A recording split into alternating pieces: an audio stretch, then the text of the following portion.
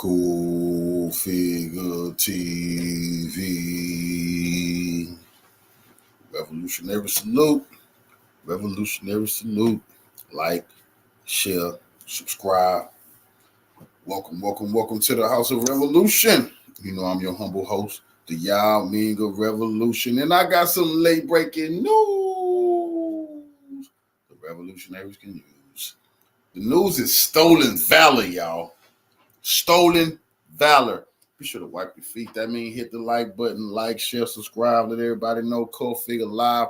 We got to get into this because Kamala Harris, we know her record is fake, salute family. We know she's phony. We know she's a bigot and a hypocrite, and she not like us. But she picked the vice president, and before I came to y'all and talked to y'all about who he was, I had to dig deep and find out what's going on here. This guy is a liar. He's been called to the carpet about this. We can never trust him again, but his record is horrible. But let's just get into the quicksand he stuck in. Because he tried to act like he was a war hero. Now we all know that's a lie. Sir. Stolen valor. All suggested that because of your Ivy League education and your Silicon backing your political career, that you yourself are part of the elite. What are your first impressions of them trying to frame you this way to the American public? Well, look, I came from a family where nobody in my family had ever gone to law school. I grew up in a poor family. The fact that Tim Walz wants to turn it into a bad thing, that I actually worked myself through college, through law school, and made something myself, to me, that's the American dream. And if Tim Walz wants to insult it, I think that's frankly pretty bizarre. Now, look, what really bothers me about Tim Walz, it's not even the positions that he's taken, though certainly he has been a far left radical. You know what really bothers me about Tim Walz as a Marine who served his country in uniform? When the United States Marine Corps, when the United States of America asked me to go to Iraq to serve my country, I did it. I did what they asked me to do it, and I did it honorably, and I'm very proud of that service. When Tim Walz was asked by his country to go to Iraq, you know what he did? He dropped out of the Army and allowed his unit to go without him, a fact that he's been criticized for aggressively by a lot of the people that he served with. Now, I don't know why the Democrats thought they was going to be able to hide this. I found out he's also a Zionist. He loved Israel so much, will do anything for Israel. Israel definitely done captured the vice presidency. You was going to get a Jewish vice president, Shapiro, or you going to get the Zionist flunky, this Walz guy. But now his lies have come back to haunt him. The people he served with in the United States, he was too scared to go to war. They saying, why is this dude getting credit for being a war hero? He ran from war, didn't want to serve the U.S. Now, this is what Trump, they're going to be making so many ads about this because this blew up in their face today, and everybody talking about this. I think it's shameful to prepare your unit to go to Iraq, to make a promise that you're going to follow through, and then to drop out right before you actually have to go. They've been talking all that shit by J.D. Vance. J.D. Vance, I'm sure J.D. Vance came out and attacked them. J.D. Vance pulled up on, I never even seen a dude running for vice president be able to pull up, salute family, up on the other. He pulled up on these people. Pull up on them. See, they've been saying in the news he's scared. He don't want to debate, man. They don't want to debate these people now. Because once that vice president, Kamala's vice president, get on stage with this man, his credibility already gone. You already lied and said you was a war hero. You never went to war. You never fought no war. You ran away from the war. And now your record is coming out. This man going to debate you about that on the stage. It's going to look horribly. Go. I also think it's dishonest. Something, again, if you guys ever get an opportunity to ask Tim Walz or Kamala Harris some questions, he made this interesting comment that the Kamala Harris campaign put out there, and I bet they're regretting they put it out there now, because he said that and he was making a point about gun control. He said we shouldn't allow weapons that I used in war to be on America's streets. That's where he messed up. That's where he messed up. He said, hey, I served in the National Guard, because that's honorable. You see, what they don't understand is serving in the National Guard is actually honorable because you here defending us. You ready to defend us if anybody attack America. That's what you're really supposed to be doing, serving us. But don't pretend like you went fought and you didn't fight. He pretended like he went fought and he didn't fight. He retired when they said, okay, it's time to fight. He said, what? Y'all want to go fight? He retired. That's all coming out. This man didn't retire. They told him, hey, you need to go to war. He went. It's over for her, VP. Well, I wonder, Tim Walz, when were you ever in war? what was this weapon that you carried into war, given that you abandoned your unit right before they went to Iraq, and he has not spent a day in a combat zone? No. What bothers me about Tim Walz is the stolen valor garbage. Do not pretend to be something that you're not. And if he wants to criticize me for getting an Ivy League education, I'm proud of the fact that my mamaw supported me, that I was able to make something of myself. I'd be ashamed if I was him and I lied about my military service like. It's over. All the ads is coming. He want to debate? Well, you're going to debate this now. You finna have to debate, why did you lie? The military can't respect you, brother. That's real talk. All the revolutionary soldiers who done had to go, brothers and sisters in this audience right now who done been part of, they don't respect that. It's one thing they don't respect. People acting like they went overseas and did some shit that they didn't do. Being willing to do any. He stepped in it, and they pouncing on him. And that's what makes legacy media dangerous, because had he not checked her, this would have been a fact to somebody else. They would have heard that information and would have just ran with it without being willing to do any research to find out whether it's true or not. Well, here is Tim Walz, who enlisted when he was 17 years old. He served in the National Guard for 24 years. And I'm not aware of any military service that J.D. Vance has ever served. So let's just make the comparison there. And what happened in the tragedy of the killing of George Floyd and then the unrest. Now, do you see the narrative they was pushing? You see what the narrative they was pushing? They were saying Kamala Harris VP, but so many Democrats, they just believe the bullshit. They're like, oh, he's a war hero. Trump's scared to serve. He was in the National Guard, which is honorable. But then he refused to go fight, which is dishonorable. And now he made campaign speeches about he was fighting and them weapons of war he had to use. You didn't use no weapon of war. You was too cowardly. So he just had to correct it like, oh, no. Trump picked a dude who actually went. He did go overseas. Kamala Harris, she's picked a guy who refused to go overseas. This going to look bad for somebody who talking about they love their country. Well, why the hell did you back down when it was time to fight? Okay, pardon me for that. RNC Research actually posted, "This is disgusting. There is no low to which Democrats won't sink." And that's becoming apparent because, honestly, had that man not said what he said, some people would have heard this and took it as a talking point completely. I mean, they would have did sprints running with this information right here. She wasn't aware of any military service that J.D. Vance had ever served. But is she aware of how, your boy Tim ran away when it was time for him to, go put on for the country? Let's read some of these comments real quick before we show that clip. You want people to see that Kamala Harris is a fake? Then tell them that Kamala Harris is paying hundreds of social media influencers to pretend to support her. Yeah, it will work, but you need to. They paying $5,000 to $10,000 a video to some big time influencers to promote their BS. So they paying $5,000 to $10,000 to big time YouTubers and shit like that. Then y'all already know what Boule Martin, what's that clown? D.L. Hughley, and even Willie D. He been promoting some of that shit. Them boys getting big dollars to promote that nonsense them Democrats over there doing. It's funny that they actually said that because there actually is somebody who came out. That's a whole nother video, though. It's a whole nother video.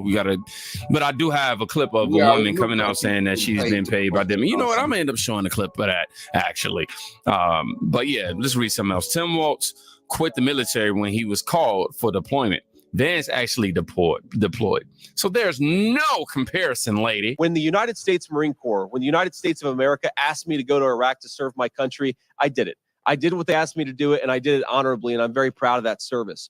When Tim Walz was asked by his country to go to Iraq, you know what he did? He dropped out of the army and allowed his unit to go without him, a fact that he's been criticized for aggressive. How stupid could the Kamala Harris, the people who picked her VP be? Trump picked a man who served so he can talk about the military. Trump didn't serve, but his VP served. His VP went to Iraq. What they did was they picked somebody who on record said he has a 25-year illustrious military career. They thought they was going to sneak this past people. No, you're not. No, you're not. Because this is what this man got. His whole thing is, okay, I'm going to be the military guy.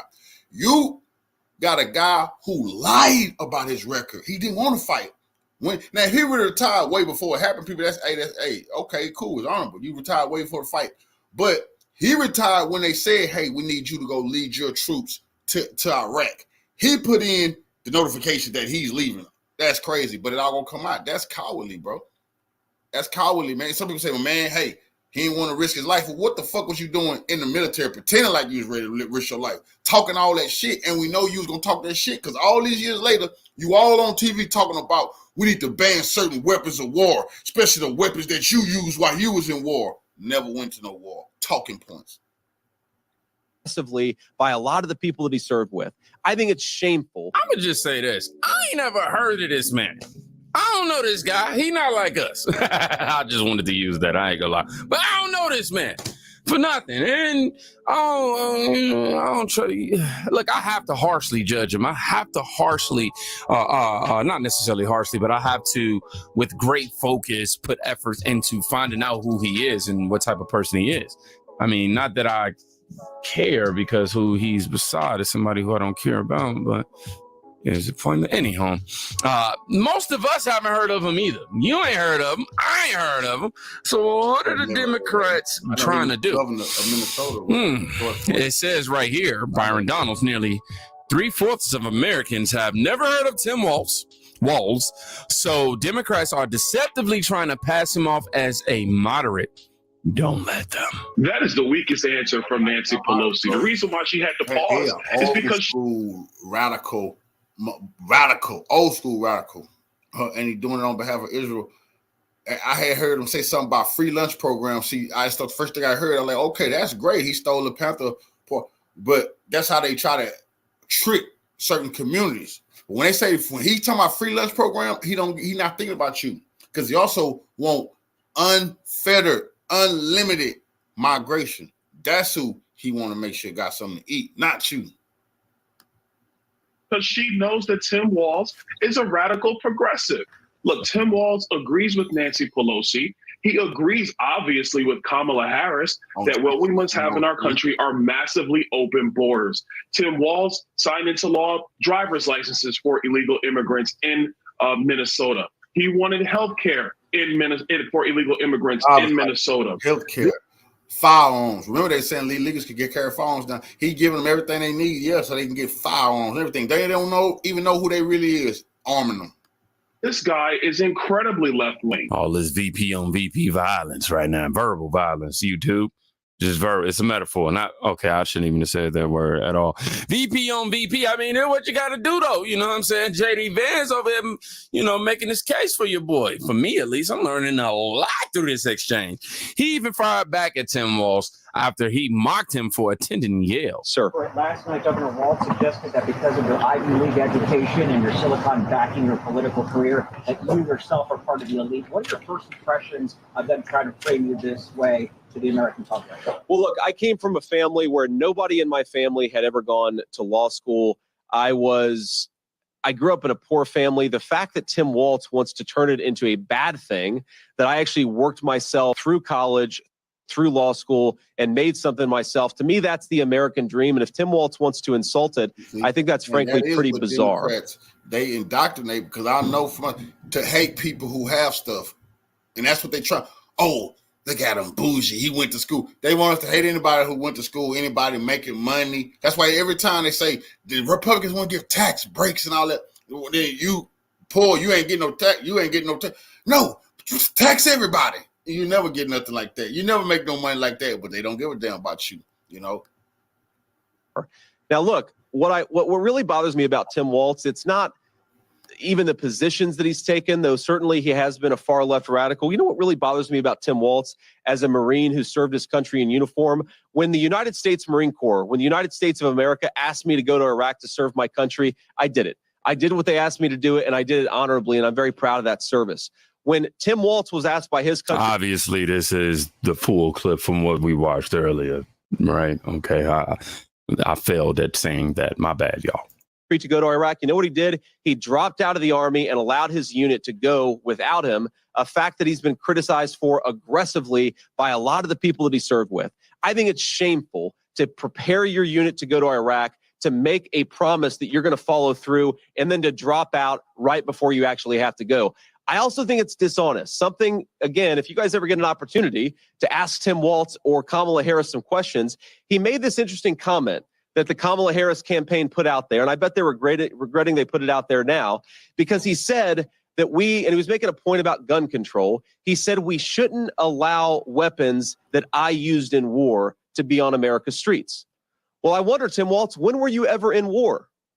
What was this weapon that you carried into war, given that you abandoned your unit right before they went to Iraq, and he has not spent a day in a combat zone? What bothers me about Tim Walz is the stolen valor garbage. Do not pretend to be something that you're not. And if he wants to criticize me for getting an Ivy League education, I'm proud of the fact that my mamaw supported me, that I was able to make something of myself. I'd be ashamed if I was him and I lied about my military service like he did. From the window to the walls. No, we just gonna stay at the window. We ain't going nowhere. We ain't going to the walls. We gonna stay at the window, okay? Anyhow, just then, I Am Mean just posted this video. Walz is a traitor. Somebody has on what appears to be a water tank. I don't know. Could be wrong.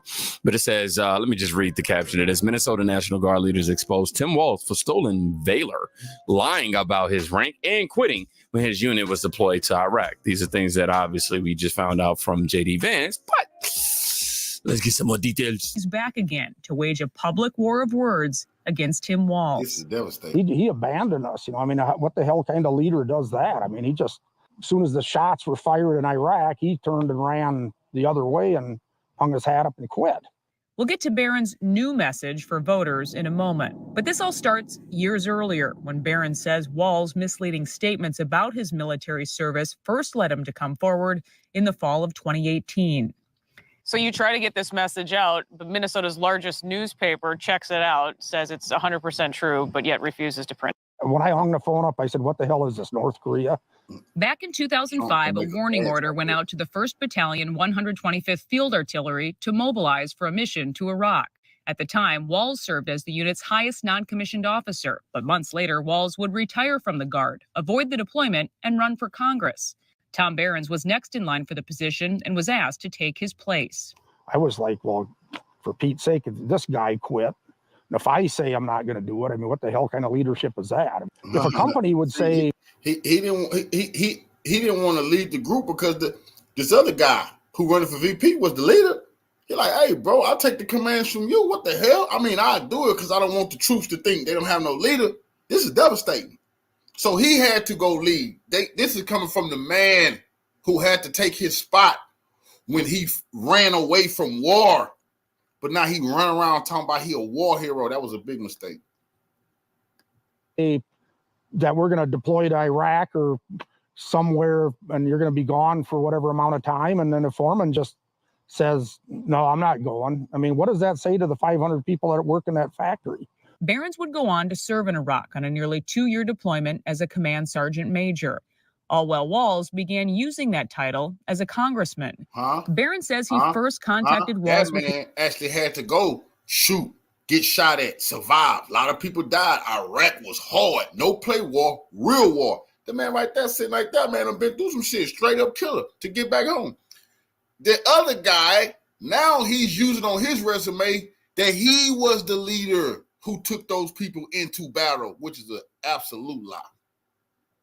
With his concerns, sending these letters to Washington. They all went unanswered. But then we fast forward to the election in 2018 in Minnesota, and you try at that time to get people's attention with this story and also with what seems to be a very misleading statement that he continued to make about his service. It kind of just sat there. You know, when he was a congressman, he bragged that he was a command sergeant, retired command sergeant major. I'm the highest ranking person ever in the House, and all this lie that he was telling. The state of Minnesota came out after 2018, after this was exposed, and they said, well, he can say that he served as a command sergeant major, but he can't say he's a retired one because he's not. And that's what he was saying. And he was saying that, and there was lots of public, lots of cards coming in the mail, for him to be elected. They said right on there he's a retired command sergeant major, just tooting his own horn, just hanging on the coattails of people that actually are command sergeant majors that went through all the process and put all the time in. A spokesperson for the Minnesota National Guard said Walz wasn't able to retire as a command sergeant major since he failed to complete coursework and requirements related to the rank. Verified documents showed the Army corrected his service record. Walz was reduced in rank to an E8 Master Sergeant after retirement and his conditional promotion. Alpha News again asked Governor Walz if he's using the Command Sergeant Major rank on his campaign website for political gain this year. A spokesperson said this has been in the news before and pointed us to a past story where Walz said, quote, "Normally this type of partisan political attack only comes from one who's never worn a uniform." It's stolen valor is really what it is. I don't know of anybody else that's done what he's done, but we called it the truth about Tim Walz. In 2018, Barron's gave the story the full court press. We, retired command sergeant majors of the Minnesota National Guard, feel it is our duty and responsibility to bring forth the truth as we know it concerning his service record. I put together information on it and I sent it out to every single radio station and newspaper and TV station I could in the state. That's it for Kamala Harris and her VP. That's it. I seen this happen to John McCain. Down his campaign went. John McCain tried to act like he was big time war hero, you know, until the people start coming out against him. You know, there's a few people that come out against George Bush too, but you see, they don't play. The soldiers, they don't play about war, bro. Don't pretend. Now, if you never served, they'll let you talk shit. Ha ha ha. Don't pretend like you did serve, say you served and you didn't go to war. That's stolen valor. And then they're going to bring down your campaign. Trump is going to use this. Trump probably going to go probably hold a campaign rally right with this dude somewhere. And they're going to talk about this guy who's pretending like he served in Iraq and was scared to go to Iraq, so he retired. But he bottom line in all of this is gut-wrenching and sad to explain. When the nation called, he quit. Twin Cities TV stations and the Star Tribune were silent, even after Barron says the newspaper checked it all out. The Star Tribune endorsed Walz in 2018 for governor. I don't know how. And it do make perfect sense. How did this dude climb the ranks? How did he get so powerful? What's going on here? He's a Zionist.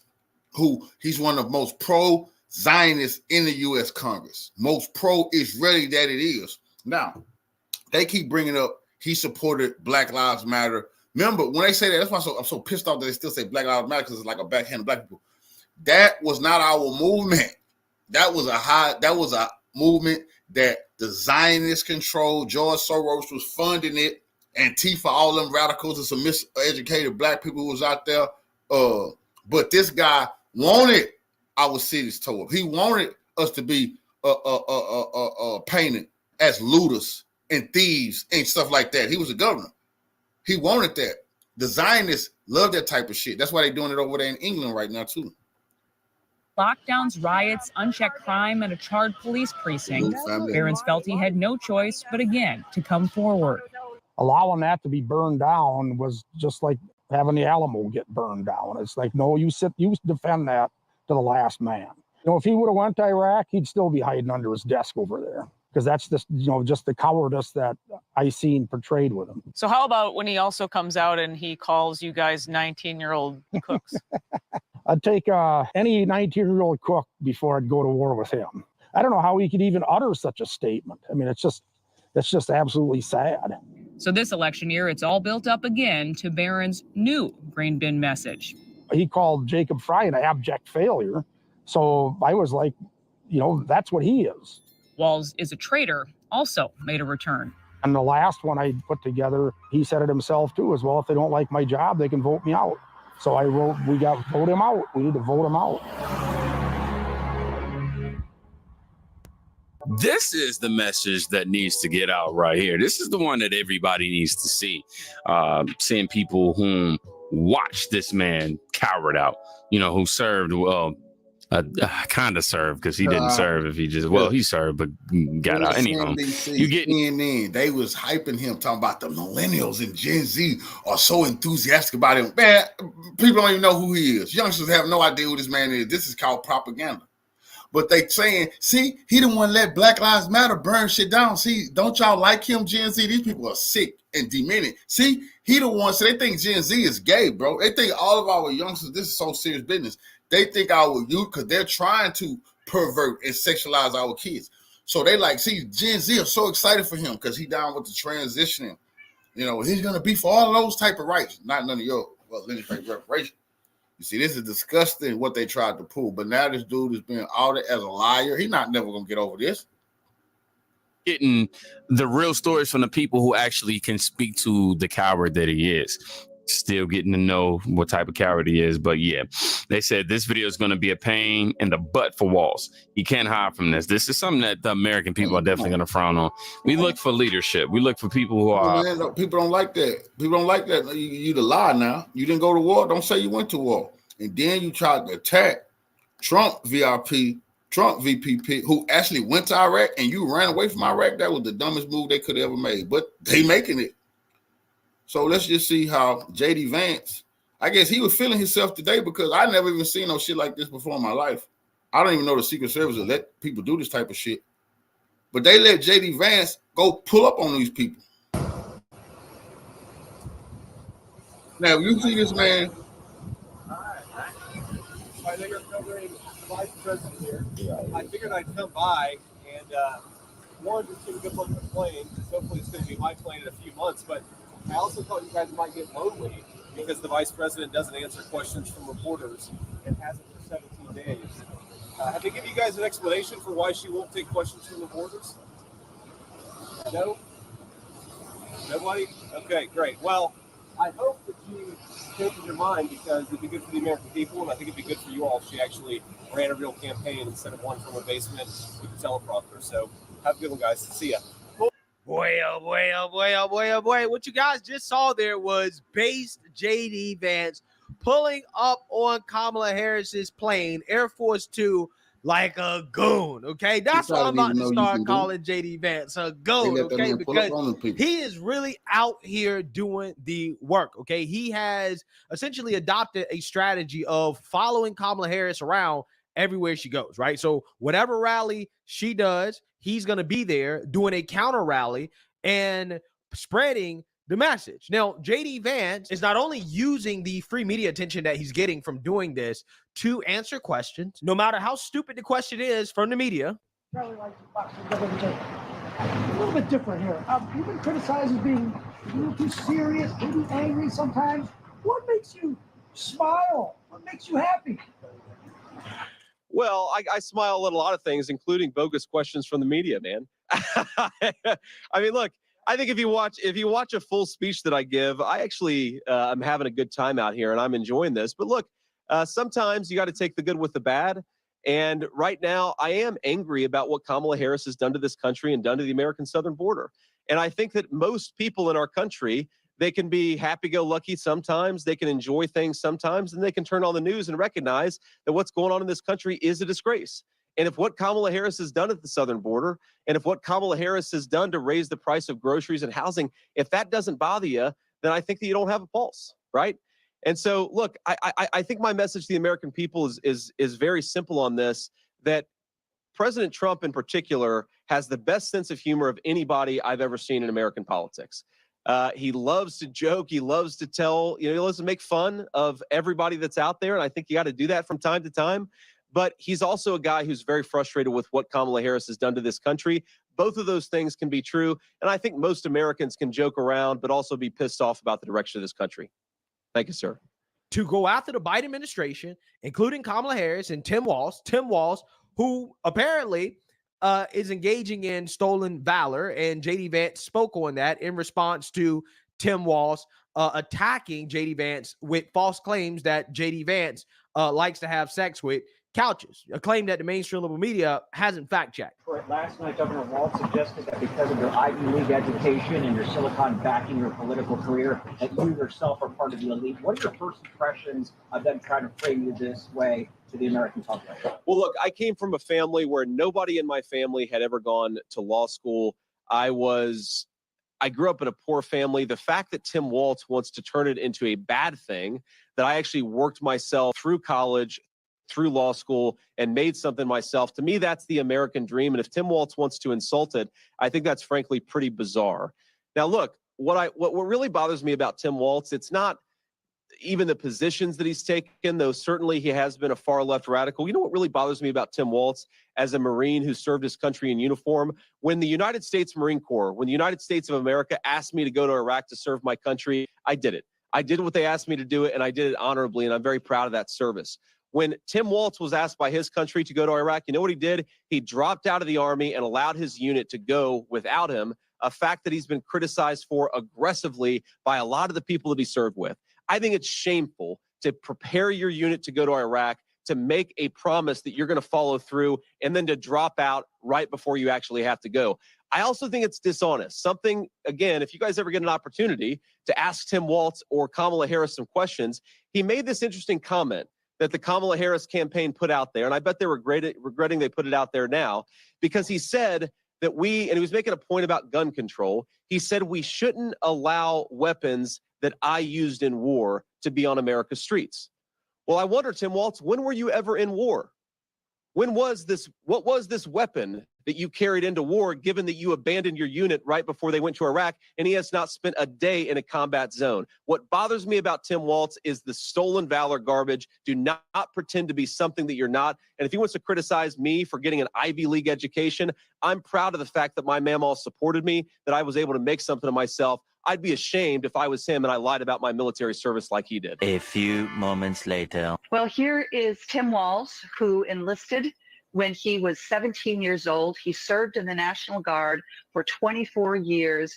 And I'm not aware of any military service that J.D. Vance has ever served. So let's just make the comparison there. And what happened in the tragedy of the killing of George Floyd and then the unrest. Yeah, okay, pardon me for that. But J.D. Vance has criticized him as never having been in combat. And, has he? And has he? Well, has J.D. Vance been in combat? Well, I think he was over in Iraq, I think, as a public relations officer, as a communications officer. I think that's the case. But he's also said that this is anti-Semitic, that Josh Shapiro was not chosen because he wasn't against Israel enough. But let me say this. We have some challenges in our country. As I say all the time, what matters are the kitchen table issues for the American people. What matters is the distinction between the two visions for our country and the experience that has been brought. Joe Biden, 16 million jobs created. I don't like to use his name, but Donald Trump, the worst job creation record since Herbert Hoover. What about Walz did make a comment speaking to a group. He's done it a couple of times where he has used language that has suggested that he carried weapons in a fighting situation. As you know, with your contact with the military, I know from coming from a military family, there is a difference between being in a combat area, being involved at a time of war, and actually being in a position where people are shooting at you. There is no evidence that at any time Governor Walz was in a position of being shot at, and some of his language could easily be seen to suggest that he was. So that is absolutely false when he said that about gun rights out there. Yeah, so you see that, you hear that. Okay, JD's attack again. That's why Nancy Pelosi, she thought she was slick when she said, well, has he actually been over there in a combat mission? This lady is nitwit. Okay, let me tell you something about war zones. He's a legal expert. When he went over there to war zone, he is a target. He is a target at all time. His life is on the line. They're trying to kill you when you're occupied. They don't give a damn who you are or what you are. You coming over there with the U.S. military, you can die. Because that's what she don't understand. You can't defend that your combat soldier retired. He didn't want to go to Iraq. It's too hard over there. They shooting planes down. They blowing up buildings, rocket attacks at all times. This man went over there when the U.S. sent him. They're not even on the same level. Democrats should just get it up. Against Tim Walz was so effective that it's now forcing the mainstream liberal media and the Democrats to play defense about whether or not Tim Walz is engaged in stolen valor, right? Again, JD is going ham, okay? JD is a bulldog, okay? He's a goon, right? He really is. He's out here doing the work. I love it.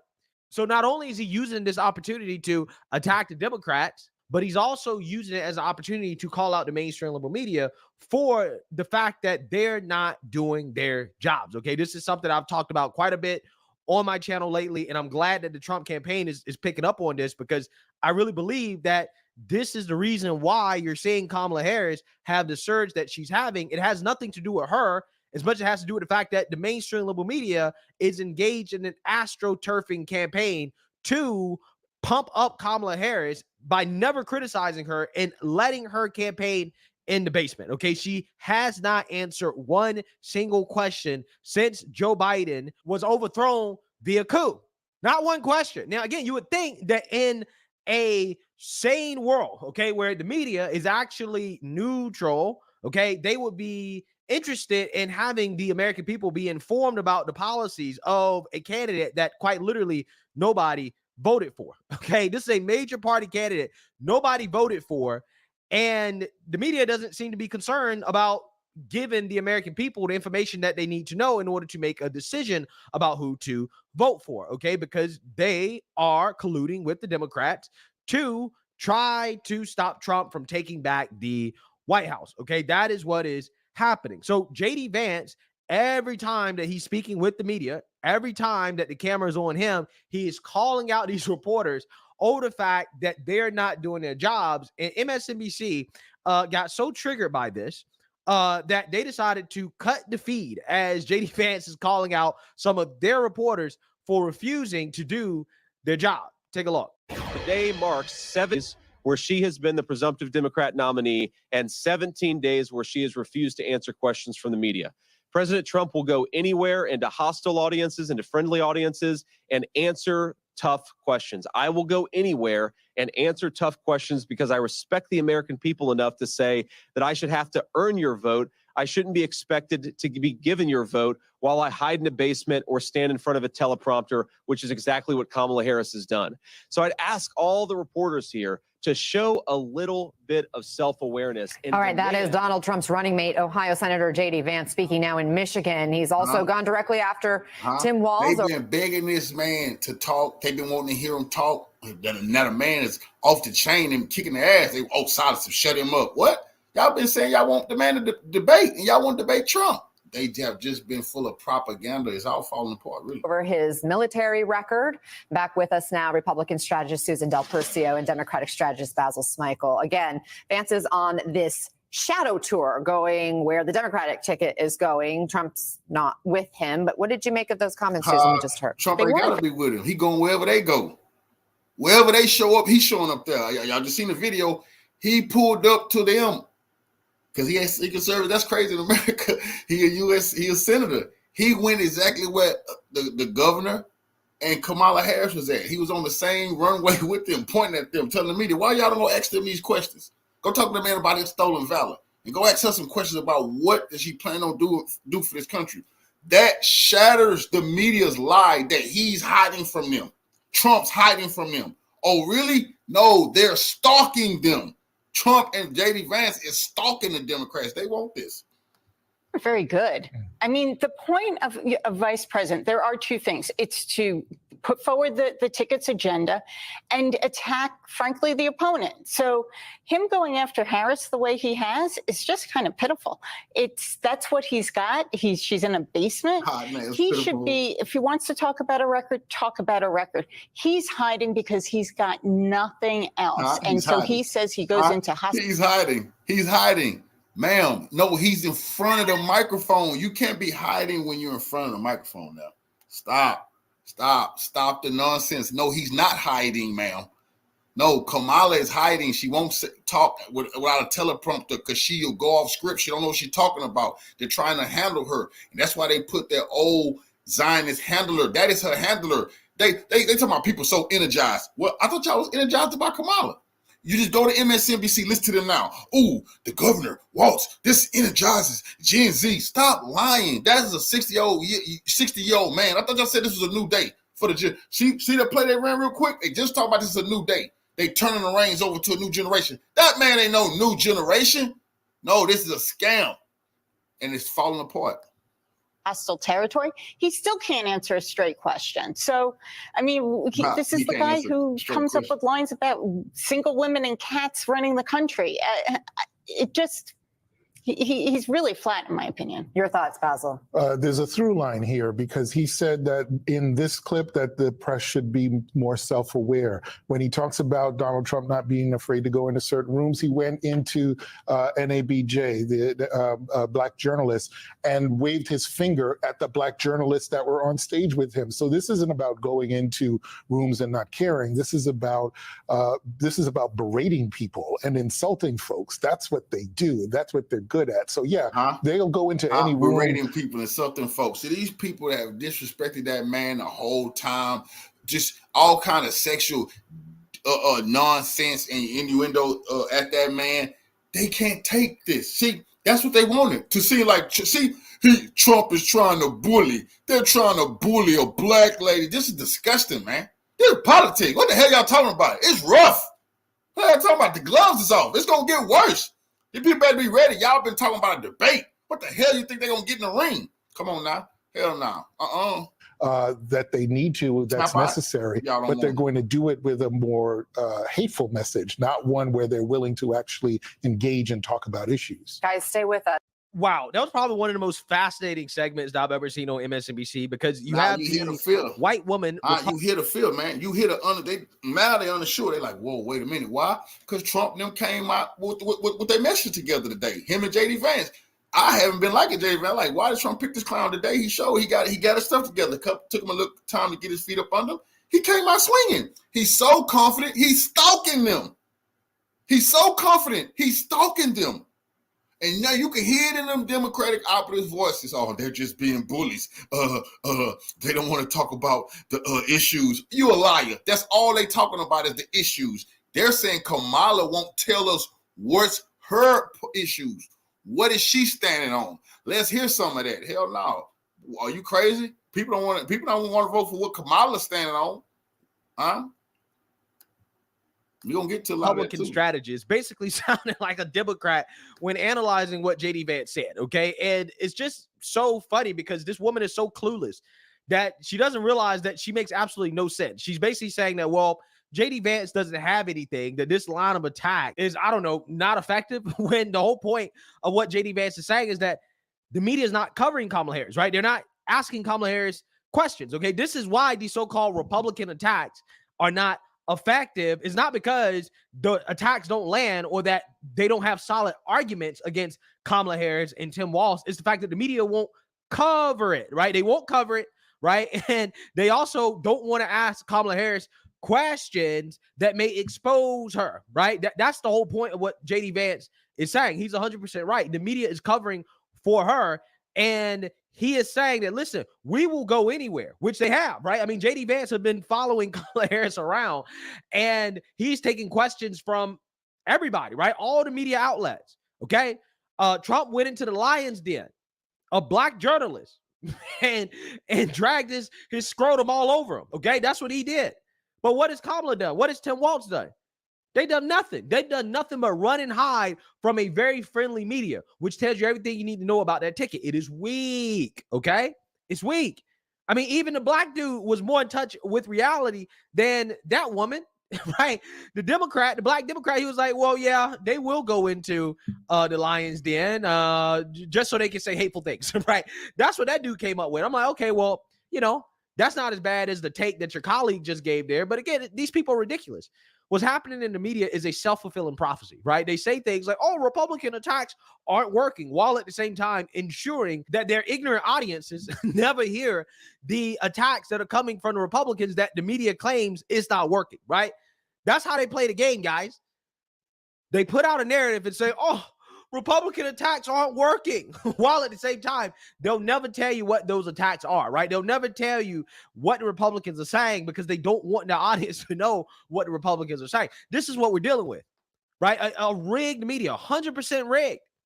And I think that the Trump campaign has realized this, that we cannot let this continue to go on. And there's a couple ways that we have to deal with this issue, right? First and foremost, again, we have to realize what we're up against. We're up against Democrats in the media.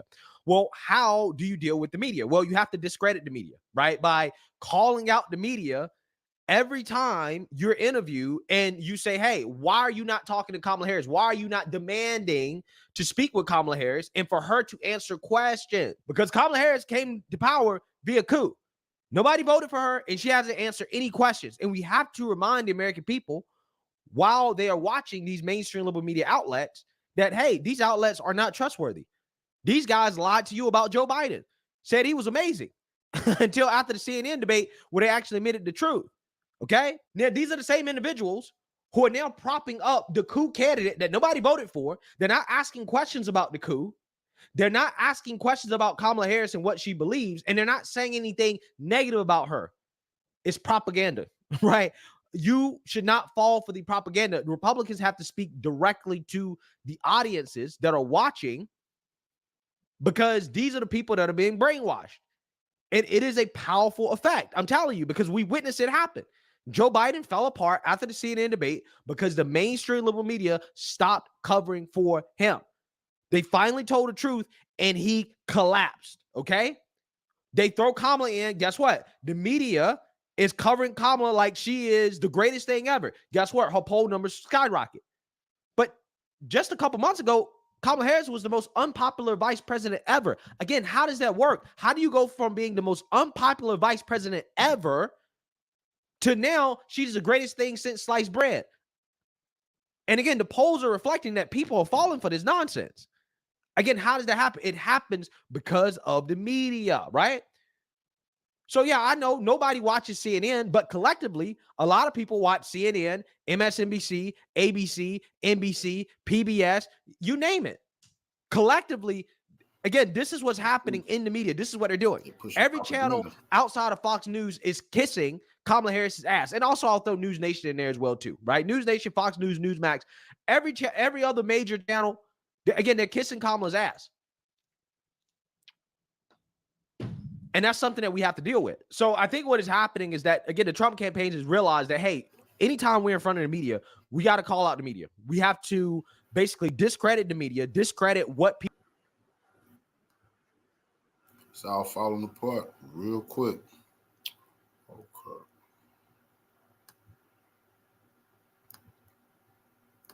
Let's look a little deeper at this mayor. Let's look a little deeper at this mayor.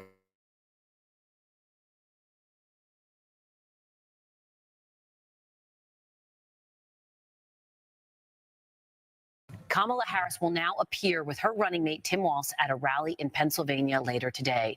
Let's bring in our political reporter Morgan Mackay, who has been monitoring these develops that have still unfolding at this hour. We only have a little bit of information, but we've all been waiting for this pick. Yeah, Teresa, you know, Minnesota Governor Tim Walz was sort of the dark horse in this race. It wasn't until late last week that he really became one of the front runners in this race. And already there is an outpouring of support from both progressive and moderate Democrats. So who is Walz? He is 60 years old, born in West Point, Nebraska. He moved to Minnesota in the 1990s and taught high school social studies and coached football. Walz served in the Army National Guard for 24 years before retiring, and then shortly after ran for Congress. He served 6 terms in the House of Representatives, where he was particularly focused on veteran issues. He was then elected as governor of Minnesota in 2018 and then reelected in 2022. In Minnesota, he has eliminated nearly all of the state's abortion restrictions enacted by past Republicans, legalized the recreational use of marijuana, and provided free college tuition for low-income families. He also has spoken in length about his wife's 7-year IVF journey in order to have children, so he's been a huge supporter of fertility treatments. Republicans have insisted that Minnesota is up for grabs this year, with former President Donald Trump already campaigning there. But Minnesota hasn't elected a Republican to a statewide office since 2006. And the last time a GOP presidential candidate won Minnesota was in 19. Revolutionary salute to our brother Warren Well for the donation to the war chest. Revolution is way of life. Appreciate the love, family. Salute. 1972 with President Richard Nixon. I'm not sure that Democrats can afford to lose Minnesota, and so it's actually a decent pick. A lot of people actually projected her to pick Shapiro. Rarely do you ever see any of these presidential candidates pick what we think they should go with. They go with the person that is more closely related to the state that they are trying to win. So you're not going to see any of these candidates come out of New York. You're not going to see any of them come out of Texas. You're going to see them come out of Minnesota, Michigan, Ohio, places like that, places where they actually need to win that constituency. And it bodes well also when the person that they pick as their vice presidential running mate is actually an elected official or a person that resonates with the people as far as showing that he can win 2 terms, one in 2018 and one in 2022. He kind of reminds me in a lot of ways of a younger Biden pick, the same play that they made when Obama picked Biden for his vice presidential candidate and running mate. You need somebody that's stable. You need somebody who's, has the background of being an Army veteran. It sort of, so to speak, kind of balances out the fact that Kamala Harris may not have a lot of experience, or her background is not something that we can actually use in order to substantiate that she's actually a really great presidential candidate, especially with all of the rumors and the things that's coming out as far as how it is that she's allegedly slept her way to the top. And then on top of that, the fact that she's been disastrous. They've been disastrous as far as, picking her. She didn't win a primary. She never was going to win a primary, especially when it comes to debating. She absolutely got mauled in 2019 when she went up to debate. And then on top of that, she has no real policy that she can lean on, especially when it comes to the reputation and what they've done over the last 3.5 years in the administration, the Harris Biden administration. So he's the safe pick and he's the best pick for her, it sounds like, especially considering that they are trying to win an election and they cannot afford to lose Minnesota. You see what I'm saying? So, but on top of that, it's funny because I visited Minnesota and I spent a little bit of time in Minnesota. St. Paul, I think it's St. Paul and Minneapolis, right? And what I found there is that it's a huge migrant population there, a massive Somalian migrant population there, and they've basically taken over everything. So it's really interesting to see this. Let me see what else they got to say about his background. Democrats hope that by securing Walz, he will help influence voters not only in Minnesota, but also other parts of the Midwest, like Wisconsin. They Former need the Congresswoman Midwest Carolyn Maloney served with Walz in Congress. Here she is with more. He's going to bring to the ticket the 3 M's, momentum, money, and message. He's got it all. And he's a great candidate, and more importantly, a great person, a father. If he's so great of a person, why he wasn't running for president then? If he's so great of a candidate, well, why he ain't running for president? Huh? This is a scam. The Zionist picture. This is a scam on us, our people. This man don't give a damn about us. This man, just like Joe Biden, same clown don't give a damn about us. Never have his whole goddamn life. Married for many years to the same woman and devoted to. See how that plays in? You got to be married nowadays running for any office, especially president and vice president, because it looks good on your resume and it resonates with the voters. Her, I met Makes his you more wife, trustworthy. He's just and a veteran. He checks all the boxes of a great American person. Now, Republicans are already jumping on Walz for what they say are his liberal policies, pointing to the Black Lives Matter protests in 2020 and his stance on protecting gender-affirming care for transgender youth. And see, that's not good. For me, it's not. That. Designers are pushing him to do that for youth. Him in California, so they pushing that for our youth. And remember, if you try to stop your kid from them being allowed to transition your kid, you can be arrested for child abuse. It's not good. They're leveraging his background in order to say he means, or he seems more American.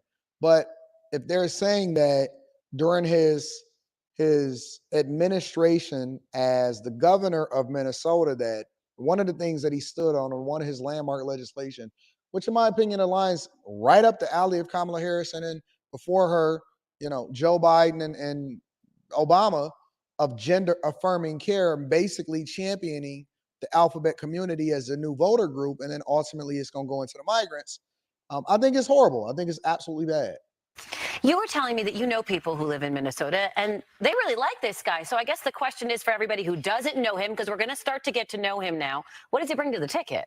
Yeah, you know, from a lot of the people I've been talking to, he's just very approachable. He puts out funny videos on social media with his daughter. There's one viral that's going on right now. They're at the state fair and he's riding rides with his daughter. So, you know, he comes off as a very approachable person to a lot of people. And like I mentioned, I have a couple friends out in Minneapolis on both sides of the aisle, and they both had good things to say about him as a governor. But, you know, he really has this ability to pull in both the moderate and the progressive wing of the Democratic Party, which I think is really needed right now for Democrats, because remember, it has only been 16 days since President Joe Biden has stepped down. So this has been, or stepped aside from the campaign. So this has been just a whirlwind of the past couple weeks, and the entire ticket has now changed. So Democrats right now, they're looking to come together at this point, and they're going to need to. Kind of interesting that Kamala Harris said she didn't make the decision until this morning. She really wanted to sleep on it. Speaking of Harris, we were also talking about the fact that there's a new Siena College poll that's out. It shows Harris leading Trump here in New York, 53 to 39% among likely voters. So what are we attributing this to? Is this just all the hype of her being the... We already know what New York is. New York is blue. California is blue. That's not news. I am seeing on my screen that Barack Obama said, Barack Obama, that's really a great name. Barack Obama said in a statement that Walz doesn't just have the experience to be vice president, but he has the value and the integrity to make us proud. So he's now gotten the endorsement, like we all knew that wasn't going to be a big deal, from Obama. And then Trump says that he's going to unleash hell on earth. So I'll be monitoring this like I always am, in order to make sure that I bring y'all the most up-to-date news and my perspective on what it is that's happening during this election 2024 season. As I get more information, I'll convey it over to you guys. I do not in any way, shape, or form think that it's going to play any major role in her getting elected or not getting elected. As Trump said, the vice presidential candidate usually plays zero role in it. Should be interesting seeing what the debate is going to be between Walz and J.D. Vance. And then last but not least, we have the Democratic National Convention that we're going to cover here on this channel. And I think that it's going to be a rally sometime today with him, and we'll see what's happening. So I'll keep you guys up to date. Make sure you tap into the Patreon. Link is in the description, as well as pinned to the top of the chat. We got Stock Club coming up. Also, Teach Hand.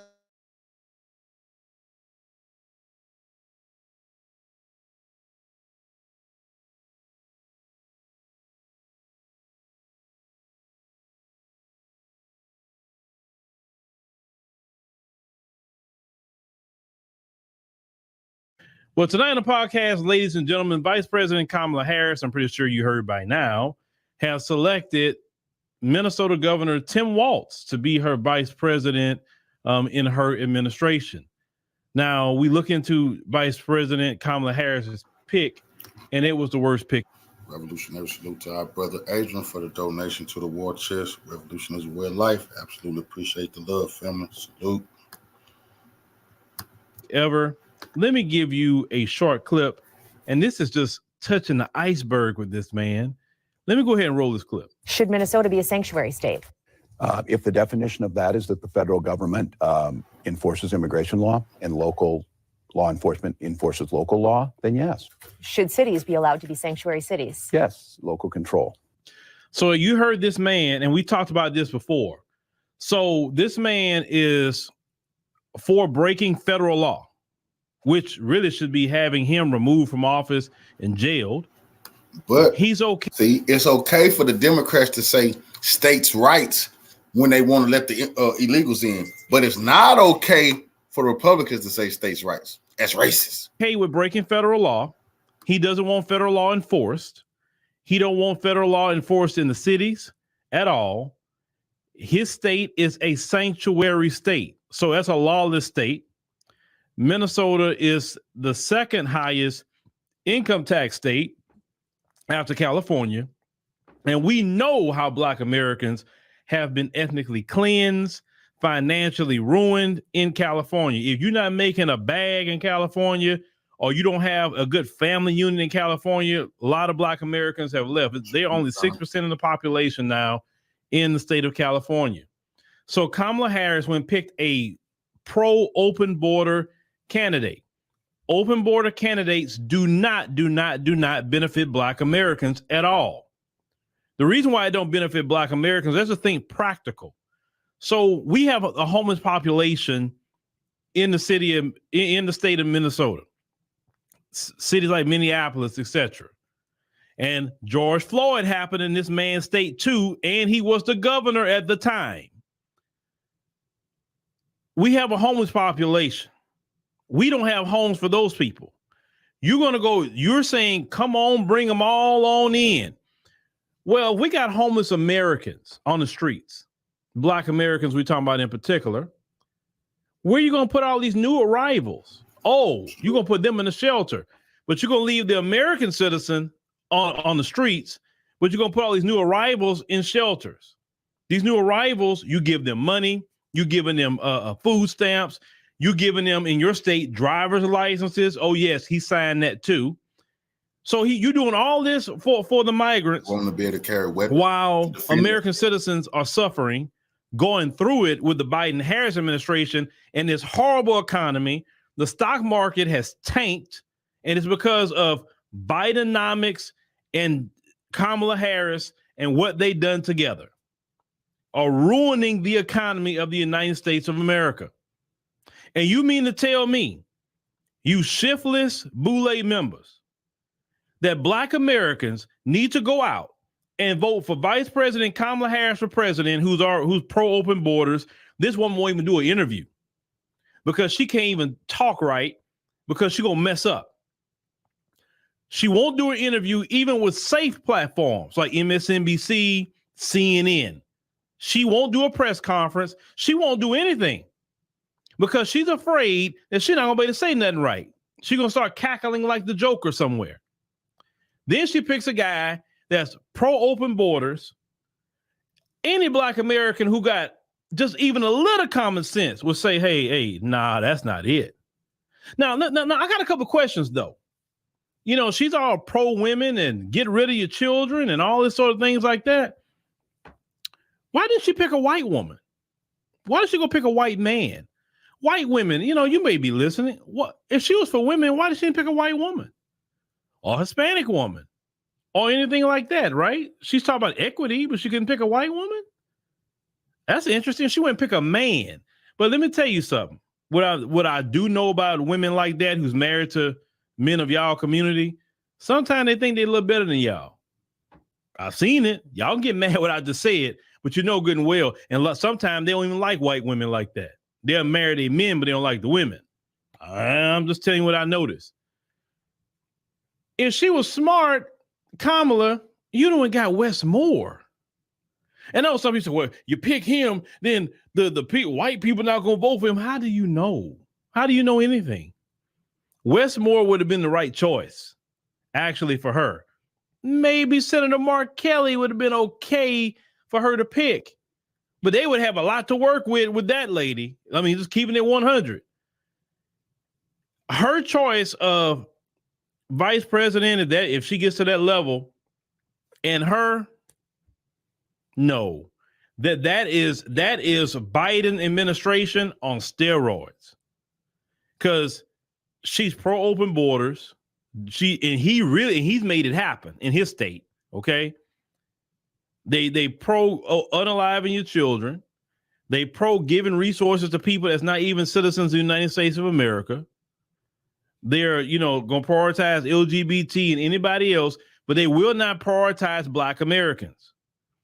Don't you sit up here, Black America. Listen to me. Listen to your brother. You can get mad at me, but listen. The Harris Waltz ticket. No. Y'all, she has the same silly people around her that it was around Joe Biden. These people were silly. These people don't even think straight. They don't think strategy. They don't think anything.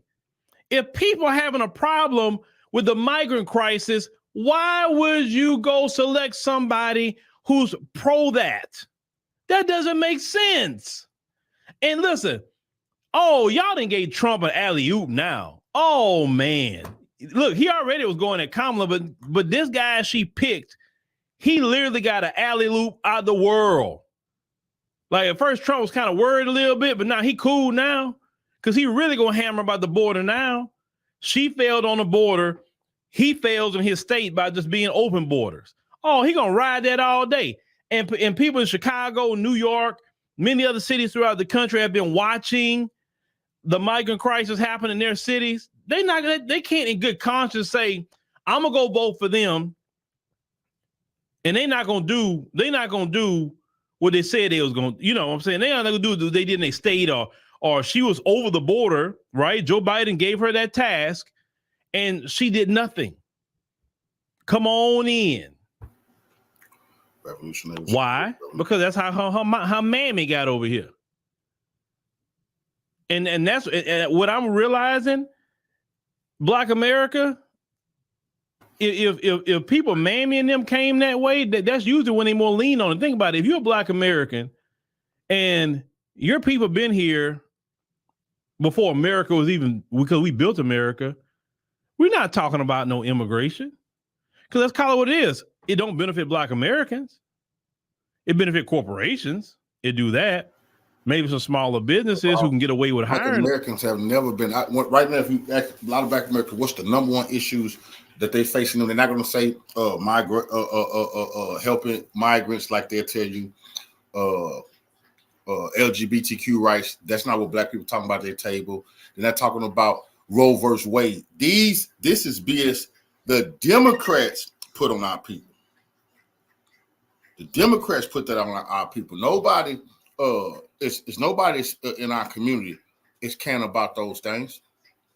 Those LGBTQ abortion, those were taboo. We definitely wasn't holding group meetings talking about that shit. Now the Democrats are holding campaign rallies about it. Them, but does it benefit Black America? They're telling us to go vote for that.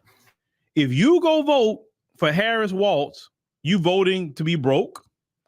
You're voting for open borders. You're voting to not even be prioritized. You're voting for this. This is what you are voting for. All this conversation about her identity, and she can actually go put that to bed herself.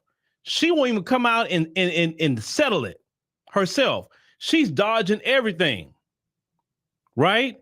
It lets me know that she is, listen, she told you before she wasn't going to do nothing, but now she's like, look, I'm taking benign neglect and I'm taking that to 1,000. I'm not mentioning the Black people. I'm going to let all my little surrogates mention Black people, but I'm not saying a word about Black people. I'm leaving them alone. I'm going to leave them alone because last time I opened my mouth, it got me in trouble. So I'm just going to leave them alone. I'm not going to promise them anything. I'm not going to do anything or whatever. Man, y'all have... No. Look, and this is bad what I'm about to say. This is so bad what I'm about to say. I'd rather have Joe Biden than her. And that's bad what I just said. Biden that you know, sometimes loses his train of thought. He was better than this woman. My Lord. This is who y'all, Democrats. Y'all took out Joe Biden. Listen to me. You took out Joe Biden. And the whole country that's full of Democrats, you couldn't pick a Democrat, first of all, that can do an interview and a press conference. You couldn't pick that. You couldn't pick a Democrat that people say, okay, yeah, I can rock with them. No. Well, Black women gonna be so upset if they pass over her. So? You got to think about, hey, I got to win an election. I'm not worried about them. But see what's going to happen and to these Black women that supporting Kamala, when she lose, because this pick right here, I'm like, oh, I don't see her really winning now. But I'm gonna have to say if, because we never know. We know some of these states and what they do behind the scenes. But if that lady lose, they're gonna blame Black women because they're gonna say, oh, you forced us to put her on the ticket. And then they're gonna try to blame us as Black men because, oh, you should have voted for her. When they're getting attacked over it, because them folks gonna come at her. Listen, they gonna come at them black women so hard. All y'all boule, they coming at you too, because they're gonna say y'all forced them to put her up when she really couldn't beat Trump. And Obama has said that he didn't think she couldn't beat Trump. It's just that simple. Like y'all just trying to lose this election. That's how I look at it. Y'all trying to lose. But like I said, hey, I'm here for it. I'm here for it. And if she wants to pick a candidate with her that's just pro-open borders, it ain't no way, for the sake of my children and my community, I could vote for somebody that's promoting that. I can't. I just can't do that. No. And black people are already at the bottom. How are you at the bottom is going to be assisting other people to get above you? You're assisting them doing it by your vote. I don't understand that. That's like a homeless person assisting another homeless person to get a house, car, and everything. And it's not like they taking them with them. No, you still on the street though. You help them move in their house. You help them go pick their car. You help them, teach them where the grocery store is, teach them everything, right? And then after they say, okay, appreciate it. And then you back homeless, sleeping in the rain. And the same people you help later say, you just lazy. That's why you still homeless. Like, dude, I helped you. And that's equivalent to what you're doing. You go vote for them. You're helping other people, but we got our own people that's homeless, that's not being helped. And nobody's bringing that to her. All these open border people, I'm like, hey, what about the homeless population in your state? It should be no American sleeping on the street. None. But they don't care about Americans. They don't. Listen, at one point in time, the Democrat Party did not promote this kind of stuff. They really didn't. But the Democrat Party of today, no, not at all. And if you just don't want open borders because you're MAGA, because you want, well, call me MAGA, call me whatever. I don't care what name you call me. Common sense says you have to have a secure process. You have to go through the right checkpoints, the legal way, like in any country. I support legal immigration. I support it. Legal immigration, I'm with it. You went through the process. You became a resident. You became a citizen. Hey, welcome to America. Hope you do well. But I will not support illegal immigration. I won't support that because that's harmful, especially to Black Americans. Now, you hear some of those on the right say, I don't want legal or illegal. No. Because at that point, you're afraid of competition. I know why you're saying it. But like us, Black Americans, legal immigration, legal. Don't be dumping everybody in our neighborhood. No, go dump them in the Hamptons then. Go dump them everywhere else. But this is what Kamala Harris picked. So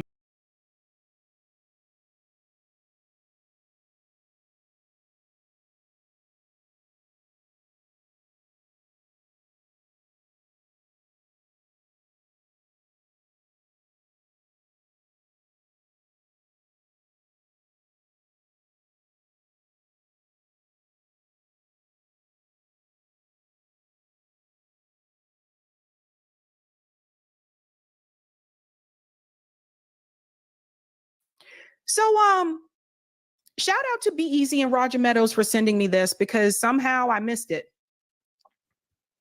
But that doesn't mean I'm not going to cover it. Now that Kamala Harris is running for president yet again, remember she ran in 2020, but now that she is taking that spot from Joe Biden and he is not seeking re-election, there's something I need to bring to your attention that happened last year that I don't think a lot of people know about. You see, apparently, Kamala Harris decided to add other groups to the Freedman Bank. For those who are not aware, I'll break this down very quickly. She's going to explain this a little bit as well. The Freedman Bank, it was created for freedmen, those who are free, were freed from slavery. Those who are ADOS and like their descendants, obviously American descendants of slavery. That's what the Freedmen's Bank was created for. There's a reason why it's freedmen and not Black people bank, right? So apparently last year, she decided to collaborate with the U.S. Department of Treasury and make changes to the Freedman's Bank. Don't have to believe me. Here's her speech here, and then I'm going to show you the text to highlight some of the changes that have been made. And I think if you are Freedman, I think you're not going to be happy about this if you didn't know about it. Here we go. So Freedman's Savings Bank was founded by the United States Congress in 1865.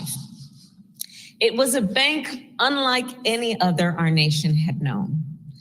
Freedman's Bank was established to serve Black Americans newly freed from slavery.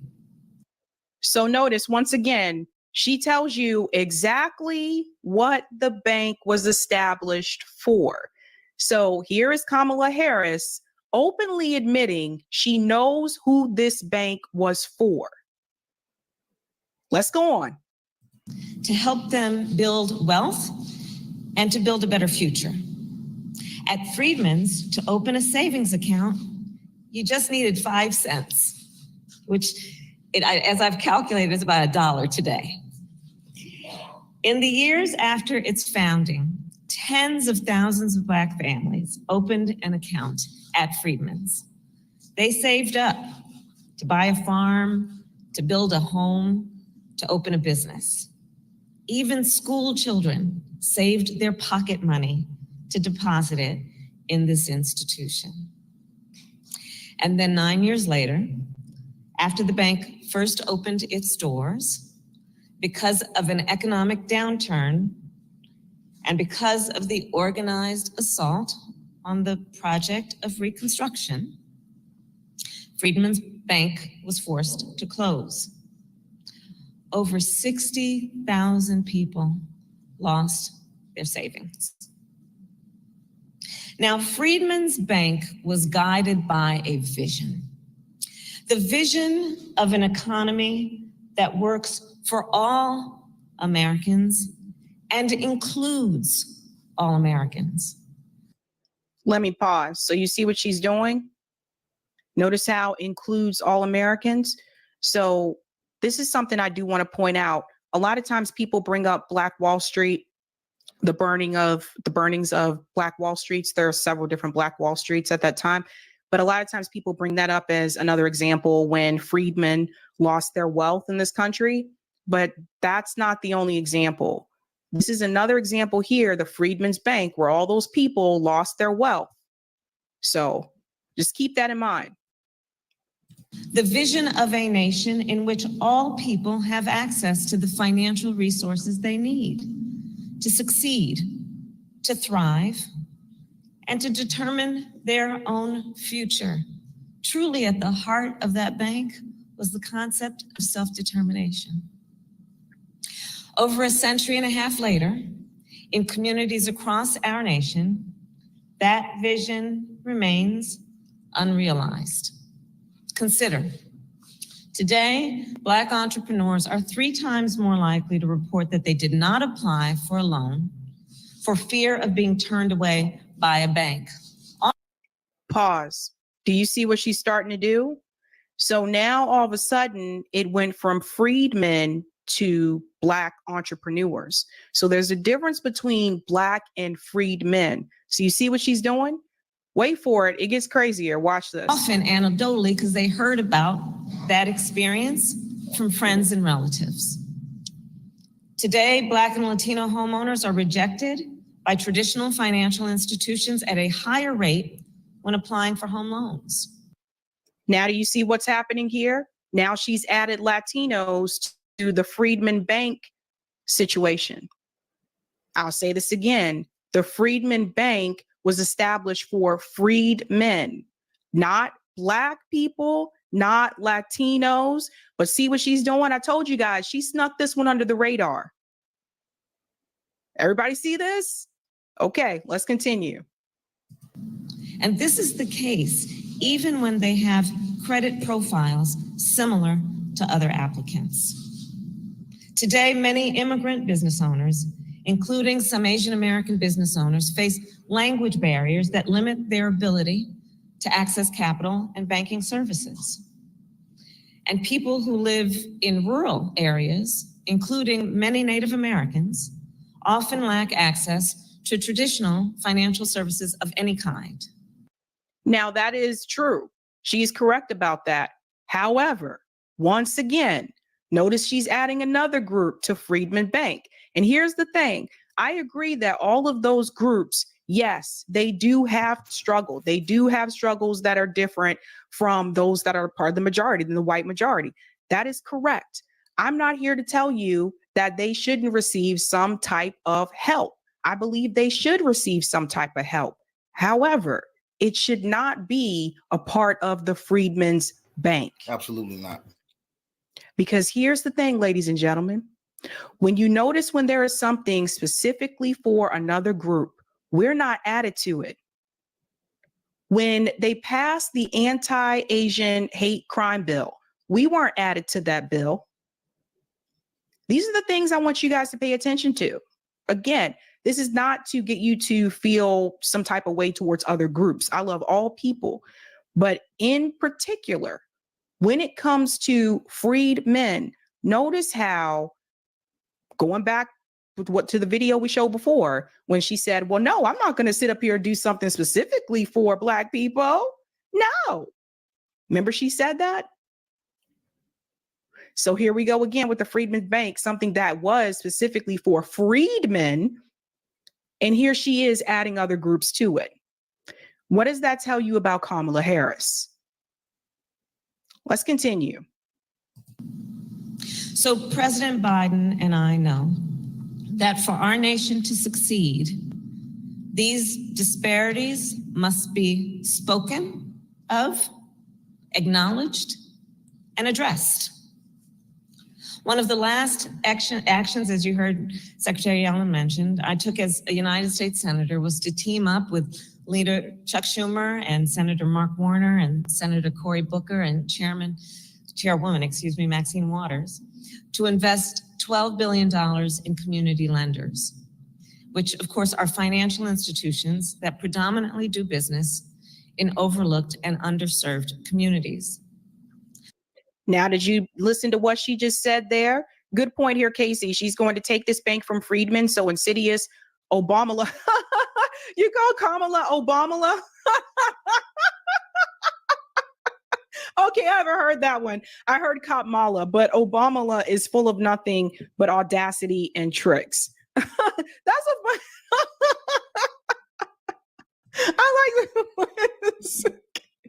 Okay, I haven't heard of that one. That's a good one. All right. But notice what she's doing now. Now she's bringing in underserved communities. I mean, that could be anybody, right? Now underserved communities are being added to Freedman's Bank. You see this? All right, let's continue. Last month, I was proud to announce that because of that hard work and the work of many of the leaders in this room, our administration has distributed more than $8 billion of that investment to 162 community lenders across our nation. That is $8 billion on the ground in communities across our nation right now.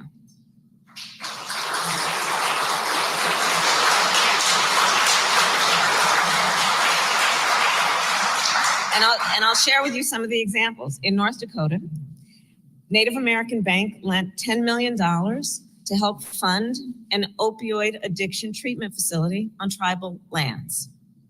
In Georgia, Carver Bank lent over $500,000 to help Black-owned companies build affordable housing. She just went from $10 million to Native Americans to, and she didn't skip a beat, $500,000 to help the Blacks. You just said $10 million to the other people. You see how that go?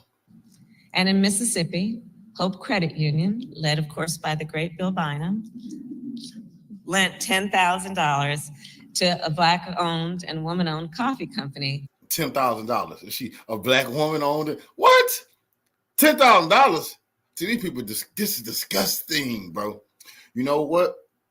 We're gonna start digging deep into this because I bet the Boule, they took all those billions of dollars. The Greek freaks, they knew exactly where to get those loans, and they got them. They got them. to help them expand. And that's just one example of the incredible work that they do there. See, that's why they don't Since give a damn taking about no office, reparations. They didn't already got then there. I will tell you, I have traveled our nation and spoken with small business owners who have received funds from community lenders. And I have seen sororities. what it means in terms of acknowledging, recognizing, and then feeding their ambition and aspiration and creativity. It's disgusting what she did. This is another one. Thank you, It's Be disgusting, Easy, for bro. saying that as well. It's so disgusting what they did, bro. That's disgusting. Doesn't mean Freedman. See, you guys, we got to pay attention to the vocabulary that's being used. Both in terms of their own aptitude and capacity, but also because they are in the best position to understand the needs and the capacity of their communities. And I've seen how they use that capital to hire people from the community, to open a new storefront on the main street, how they buy inventory from local businesses. The whole community benefits in one way or another, economically, not to mention psychically, from their presence. And at the same time, I have also seen how the great need for capital. And now we got to go back and listen to, like when she just said, a black woman's coffee shop. Well, she's saying she black. We need to see what type of black. We have to. It's disgusting. We got to do that. We got to look at, analyze, and look at birth certificates of these black people that they handed out their money to, because that's another slap in our face. They probably went to all kind of boule official people who ain't even from here, immigrants, and people like her claiming to be black. Remains in our country, meaning how much more work we still have yet to do. You know, I hope and know that everyone here does get the opportunity to travel our country. And for my travels, I will share with you. There are so many people in our country that have incredible dreams, fueled by their ambition, fueled by their aspiration, fueled by seeing what is possible, and then going for it. But far too many still lack the resources and the support to make those dreams a reality. And what ends up happening then is these entrepreneurs cannot access capital to start a business. So do you see how now this is all about being an entrepreneur and starting a business, which, by the way, everyone does not want to be an entrepreneur.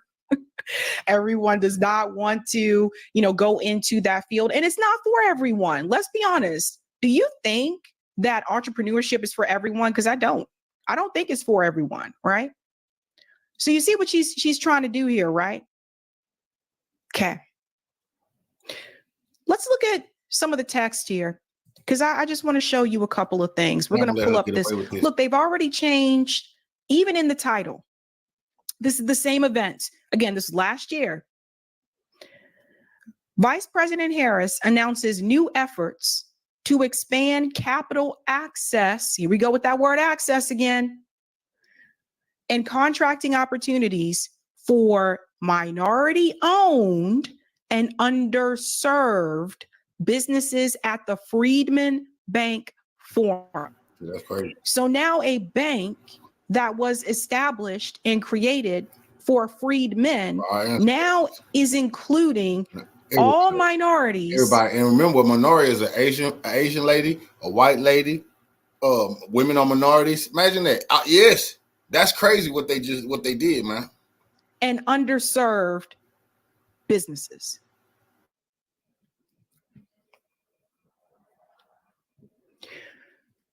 These are the kind of things that we need to point out, because when I look at Kamala Harris, I see a female version of Barack Obama in 2008, where a lot of people were excited, particularly a lot of Black people were excited. We could have the first Black president and that kind of thing. But to go along with that, Barack Obama did have a policy platform. She still does not on her website. And a lot of people were really energetic and enthusiastic about him in 2008. He has the highest numbers from Black voters. In 2012, he has the second highest numbers from Black voters. Till this day, no other Democrat candidate has received the percentage of the Black vote that Barack Obama got. That's just a reality.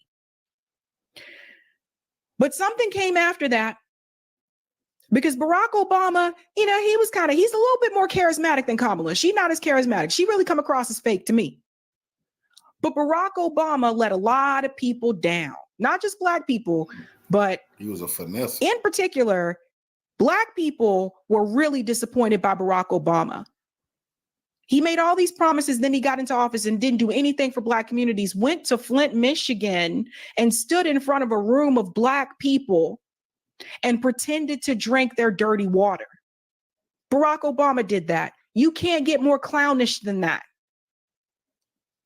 So anyone that comes after Barack Obama that is presenting themselves as Black and is running for president, you have to be 10 times better than Barack Obama, because Barack Obama was so good when he was campaigning. He fooled a lot of people. He fooled a lot of us and then did nothing.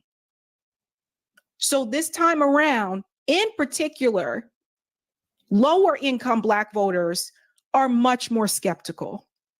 So we can look at a Kamala and we can see the fakeness. We can look at her and we can see, she kind of reminds me of Barack Obama. You see what I'm saying? So now we have something to compare it to.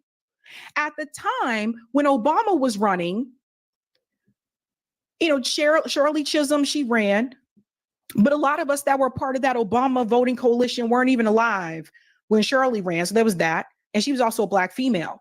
But we didn't have as much to compare it to. Now we have something to compare it to, and that's Barack Obama's presidency and his campaigning. So that being said, Kamala Harris has to do a lot more than just say, I was Joe Biden's vice president and I could be the first female Jamaican, Indian woman of president, and I'm not Donald Trump. Because the reality is a lot of the Black boule, yeah, they're supporting Kamala Harris. And also a lot of white women support Kamala Harris. I just had this conversation recently. If you talk to, particularly, especially here in the Boston area, you know, it's academic. There's a lot of academics here. It's hard to meet someone, I would say, especially in the Boston, Cambridge, Somerville area. Liberal white. It's rare that I would meet someone that doesn't have a master's degree. That's just like kind of the norm here. So that particular bubble, and if you talk to white women in that particular bubble, they love Kamala Harris. They love her. We was just talking about this yesterday. Oh, I hope she wins. But if you go into lower income Black communities, go into some of the barbershops, go into some of the other businesses, the laundry businesses, and you ask them how they feel about Kamala Harris, they don't share the same sentiment. And there's a reason for that. And then you have her doing stuff like this. Now, if we scroll down, because it's her and the Treasury Department, not just her. So keep that in mind. Yeah, I want to scroll down to right here where it says 50 billion. We need to highlight this because this part is also very telling. The U.S. Department of Treasury estimates that these investments in community lenders will result in a 50 billion increase in lending to Latino communities and a nearly 80 billion increase in lending to Black communities over the next decade. So now the Freedman Bank, which was established for freedmen, is now helping the Latino community and Black communities. You got to be careful when they say Black. Black doesn't mean freedmen. Does everybody see what has happened here? So again, go back to that video where she told you, I'm not going to sit up here and say I'm going to do something specifically for Black people. No, that's how she said it, right? Here's that example. Again, do those other groups and communities need help? Absolutely. But the Freedman Bank is specifically for freed men. Now you got her and you got Janet Yellen and you got the rest of the U.S. Treasury Department Look at what they are doing. They are adding other groups to that particular cause. So this is why I push back a lot of times when people say, well, people of color, no, because people of color, we're not all the same. We're not all in the same spot. Let's go on. There's another part I want to highlight here. We scroll down. Look at this. It's all in writing, folks. Now, Black and Latino entrepreneurs are starting new businesses at faster. You see this? Guys, I've showed you multiple times again. We are at the bottom. We are at the very bottom when you look at wealth in this country. All right? Now, this portion here, let's scroll down. There's another one I want to highlight for you as well. This part right here. These new capital announcements follow recent announcements across the U.S. government to support equal opportunity and equitable access to capital, investment, and quality jobs in the president's Investing in America agenda. These include, and we're going to go to this part right about here. See, it's all in the wording.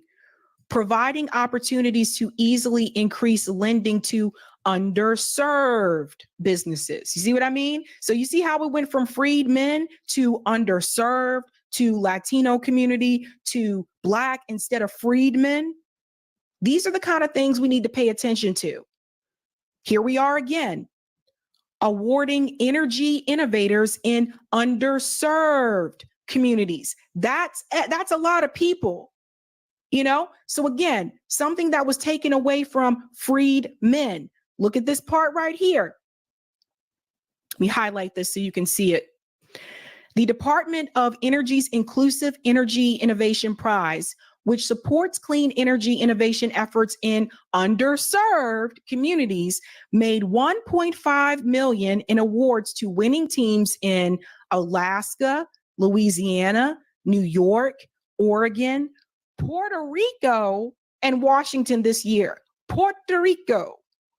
Puerto Ricans are not freed men.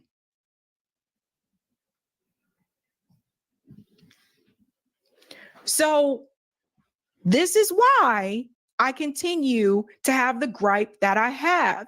I am all for helping people. I'm all for helping everybody.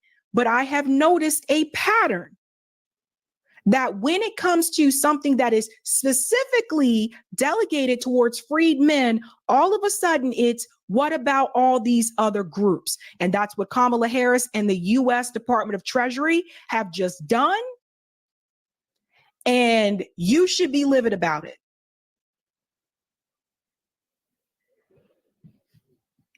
I tell you, you got to watch them. You have got to watch them. Okay, let's go to the comment on Rockfin.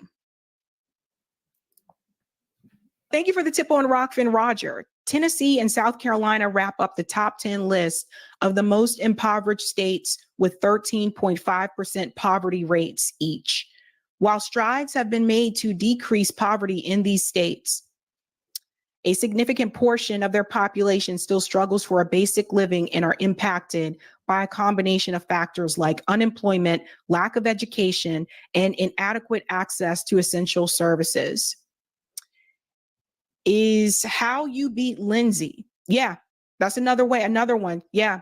Thank you for this as well. She's including Latinos, Asian Americans, Native Americans, underserved communities, which includes poor whites, Martians, Skulls, the Shire Empire, Kryptonians, not to mention she is including them as a race while American freedmen is an ethnic group. Instead, she can make a bank for each ethnic group, not as a race as well. The government forces us to share with others, but never vice versa. 100%. 100%. So we have to pay attention to these things, folks. And that tells you something about what a Kamala Harris presidency is going to be like. When she said she's not going to do something specifically, she was telling you the damn truth. All right, let's go to the comments here.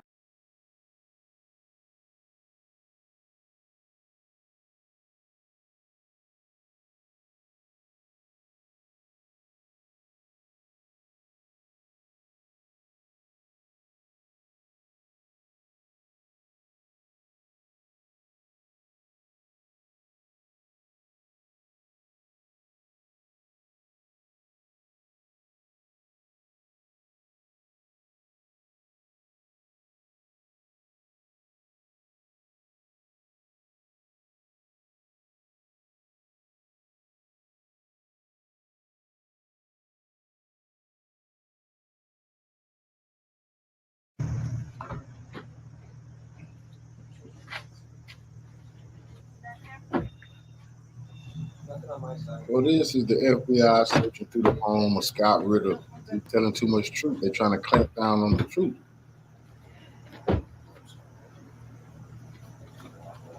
This is a banana republic.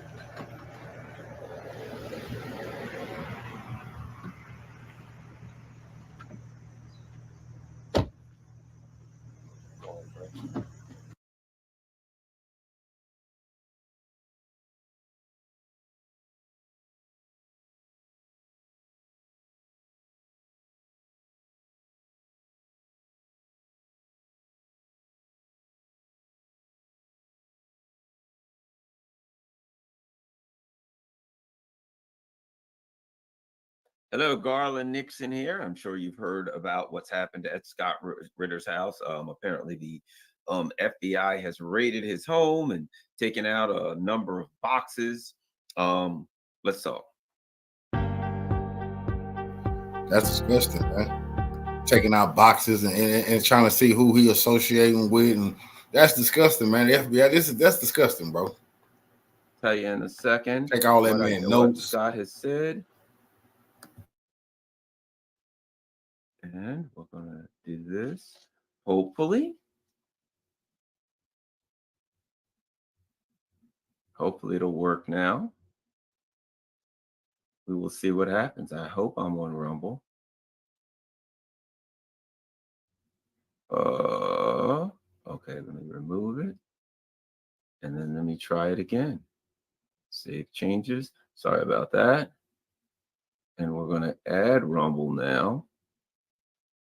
And we're going to see if it works. We might just be on Rumble. Looks like we may be. I'm live. Beautiful. I'm live. Okay, sorry about that. All right. So, Scott, so basically what happened is, let me start with this. We and this just give you a little background. Let me give you a picture from my Facebook page. So as of Saturday, I hung out with Scott at if I can get to my Facebook page, I want to show you a picture. This is from Sunday, in fact. Okay, let me show you this picture from Sunday when I hung out with Scott and a number of people. And, oh, wait a minute, you can't see Scott in that picture. Wrong picture. I hung out with Scott, and I'm going to show you all the people that were there. Maybe that'll, and believe me, I got a reason for doing this. I got a reason for showing you this picture. Let me show you who. Okay, here we go. You ready? Share screen. Facebook. Boom. So here's a picture from Sunday. It was Scott's what do you call it?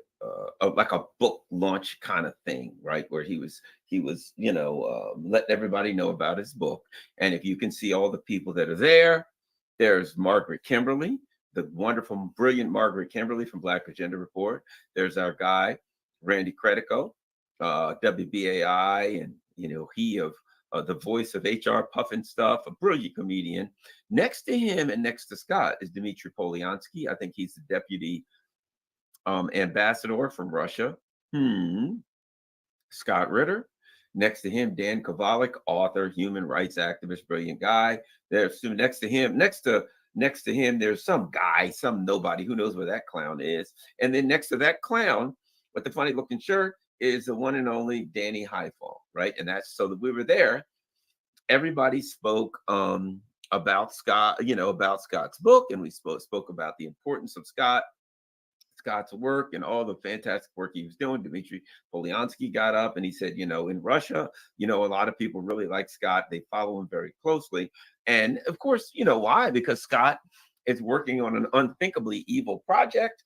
And that unthinkably evil project is he's trying to bring Russians and Americans together so that, bring the love together, bring the culture together so they can understand it, each other, know more about each other, understand that we're all just people, right? So a lot of people in Russia really appreciate Scott's work.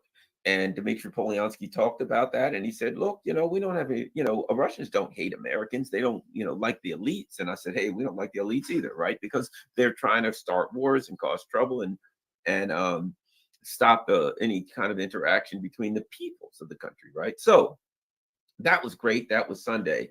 But, I had a bad feeling when we were all there talking about Scott, and Dmitry Polyansky was there, and we all said, keep up the good work, Scott. Hope you can bring the people of the U.S. and Russia together for, cultural events and understand and know more about each other. You're writing books that'll, help people understand what you're doing. I think Scott's written 10 or 11 books, so I thought that was a good thing.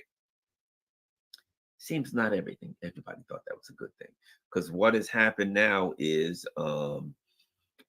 apparently I got message earlier today that the FBI had raided Scott's house. Now, I didn't know if it was if they gave him the full overreach treatment where they dragged him out, beat him mercilessly, add a bit to it, but you get the picture. Cuffed him, drones, all this kind of stuff. No, apparently they didn't go to that level.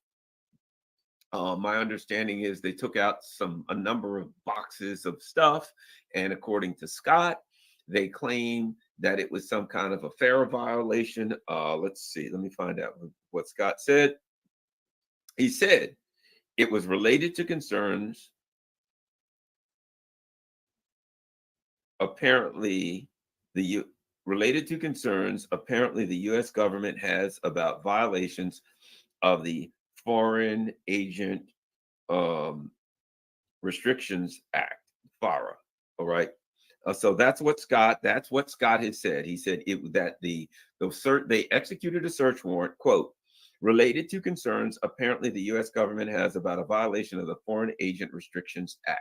Okay, so people are talking about why, what are they after him for, blah, blah, blah, blah, blah. So that's out of Scott's own words. Now, okay, what is the Foreign Agent Restriction Act? It's an act that it was during World War II that they were concerned about German spies, and it hadn't been used at all in years. Never really used.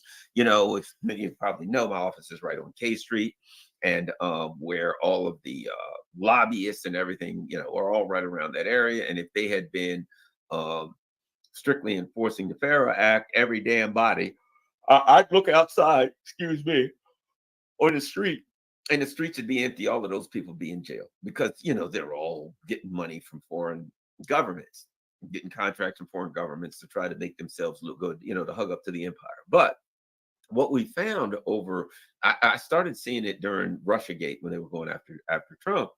And that was anybody that they wanted to get, they would go after and they'd say, you're working for a foreign government. Therefore, of course, except Hunter Biden. If you're Hunter Biden, Hunter Biden, that's all he does is work for foreign governments. But, it gets paid. But other than Hunter Biden, if you're a dissident, if you're pushing back against U.S. imperialism, if you're standing up against the empire, well, you're going to have problems. And so apparently now what they're saying is that Scott may have been working on behalf of a foreign government. Gee, I wonder what government they're talking about. No doubt. I don't know. Scott didn't say that, but I would suspect Russia, particularly. Look, this was I was there. I'm surprised they didn't raid my house. I was there. This is all of us. Margaret Kimberly, Randy Credico, Dmitry Polyansky. Oh, what an evil looking guy. The guy's got on shorts and flip-flops. And he just said nice stuff about Scott. That's all he said. And he did say, and I wonder, this was Sunday. This was 2 days ago. He did say the people in Russia really like Scott. The people, he didn't say the government. He said, all across Russia, people follow Scott's stuff. They buy his books. They read his books. They look forward to when he comes. They look forward to when he speaks. The people of Russia appreciate a regular guy like Scott Ritter. We know Scott is a brilliant guy. I mean, he's a humble guy, but he's a brilliant guy. We know that he's a guy with a backbone of titanium, that he stands up for what he believes in. And the people there really, really appreciate that Scott, and add this, the man was involved in helping to enforce some of the treaties, the missile treaties between, nuclear treaties between the U.S. and Russia. So he was in the Soviet Union. He was living with Russian people. He was traveling to their missile factories. He was there for years. He got to meet and understand the people. His wife is from Georgia. So he knows the region. He knows the area. He travels there, right? His girls are, of course, half Georgian, right? So, his family, it has connections to the region. Of course, it only makes sense that Scott would travel back and forth to the region. It only makes sense that Scott would want people here to know the people there and vice versa, so he could try to dissipate some of this angst and anger that's created by the powers that be, here by the, this red baiting. And I just think what we're looking at here is this is part of the red baiting. This is part of the new Cold War. It's the Uhuru treatment. If you've been following the Uhuru 3, their trial starts September the 3rd. And what was their evil works of the Uhuru 3? What horrible things that they did? The Uhuru 3 is a African People's Socialist Party. It's run by a guy named Omali Yashiteli. He's 80-some years old.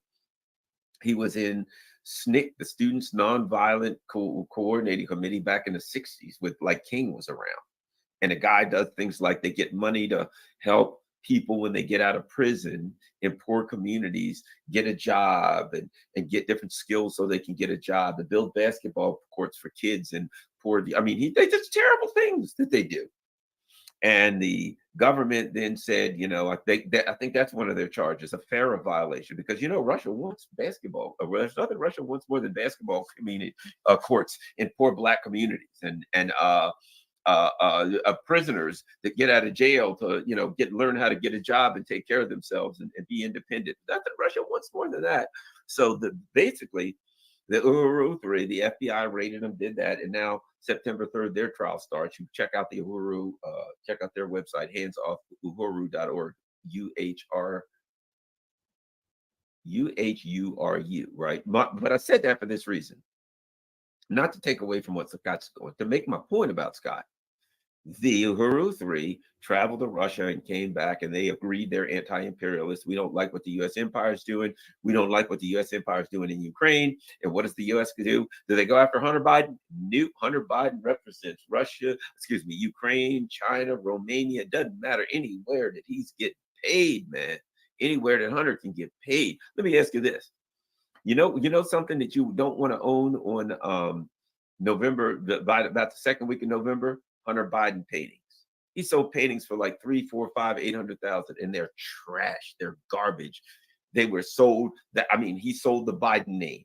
He sold access to his father for hundreds of thousands of dollars, and he called them paintings. Is he going to get charged for any crimes for that? That is criminal. It's criminal. Hunter Biden is the only person I know that ain't going to end up in jail for FARA is Hunter Biden. But yet, Scott Ritter is under investigation for FARA. They're looking into perhaps Scott. Let me add this. Have you ever seen Scott hide anything? You see Scott saying, "Oh yeah, I'm not going to Russia. Never been there. I don't know anything." Right? You ever see Scott pretend? Yes, I'm writing this book about Russia and just doing that for my leisure to make money. No, Scott makes it clear. I'm writing these books. I'm doing these things because I want to educate people, because I'm afraid we're going to have a nuclear war. And we need to bring the people of Russia together with the people of the U.S. Scott, no human being could be more open about his positions than Scott Ritter. But right now, we're in a fascist country. The Biden administration is pure fascist. And their idea is, we don't like Scott Ritter. This is Julian Assange. This is Uhuru. This is where we are now. It's not Scott Ritter violated the law. It's not he did anything wrong. It's we don't like Scott Ritter. And so we will use the FBI to go after Scott Ritter. For those who are coming in early, let me read exactly Scott Ritter's statement. He said that, I'm saying this part, the law enforcement executed a search warrant, quote, stop Ritter, related to concerns apparently the U.S. government has about violation of the Foreign Agents Restrictions Act. That's that's all he said at this point now. And of course, any attorney's going to tell him, don't say any more than that. Apparently they took out, I think he said they took out, let me see, more than 24 boxes That's disgusting.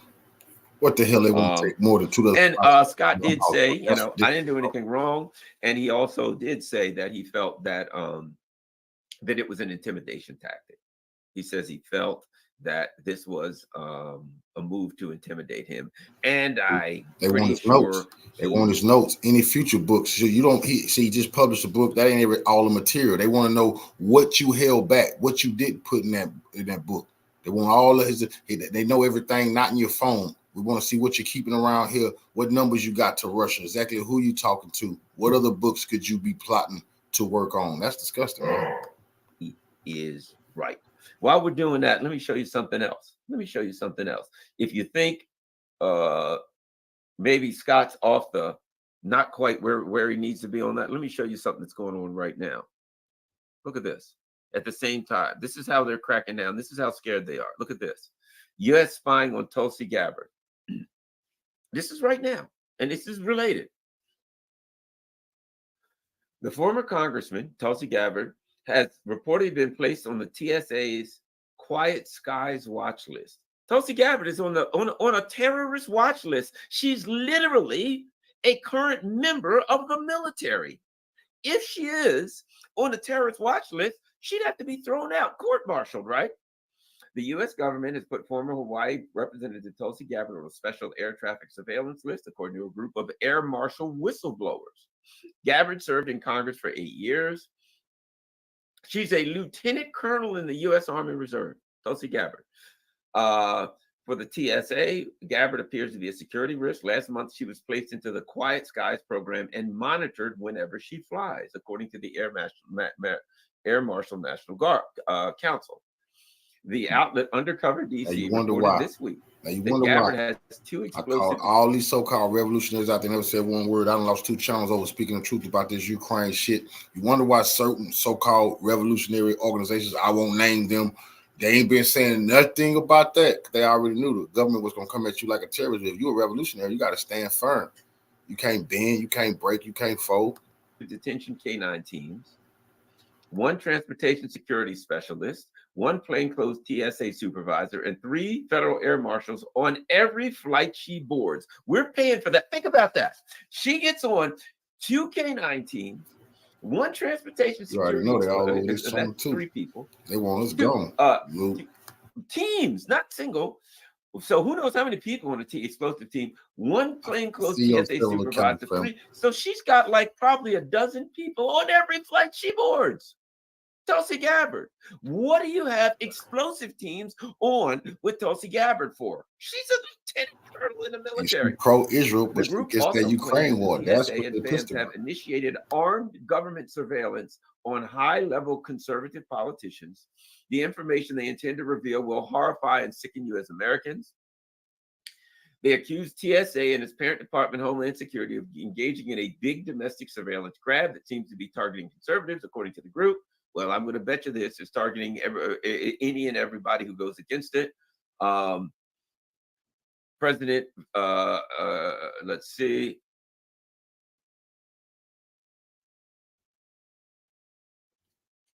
Gabbard has not yet commented on the whistleblower revelation. She just returned from Oklahoma, where she took command of a drill sergeant battalion that runs U.S. Army basic trainings. According to the TSA, Quiet Skies is a tool that allows the FAMs to focus on travelers who may present an elevated risk to aviation security. The agency claims to have developed a set of risk-based intelligence-driven scenario rules. Okay, so here's my point. Tulsi Gabbard now has, I guess she's the only one on the flight that's not with the feds, right? She's a lieutenant colonel apparently in the military, and for some reason, the U.S. government has decided that she is a flight risk and they need 2 explosive teams, 2 teams of explosive people on every flight with her, and that she's got to have a whole group of other people. What do they think? First of all, explosive teams, can't they sniff her bags and sniff her? I read that she has recently said she was followed, apparently, that when she gets on planes that she's been taken aside, given extra. Now, here's the bottom line. That's just harassment. You and I know, and I know that she just took control of a battalion. So here's the question. Let me find that again. Let me read that.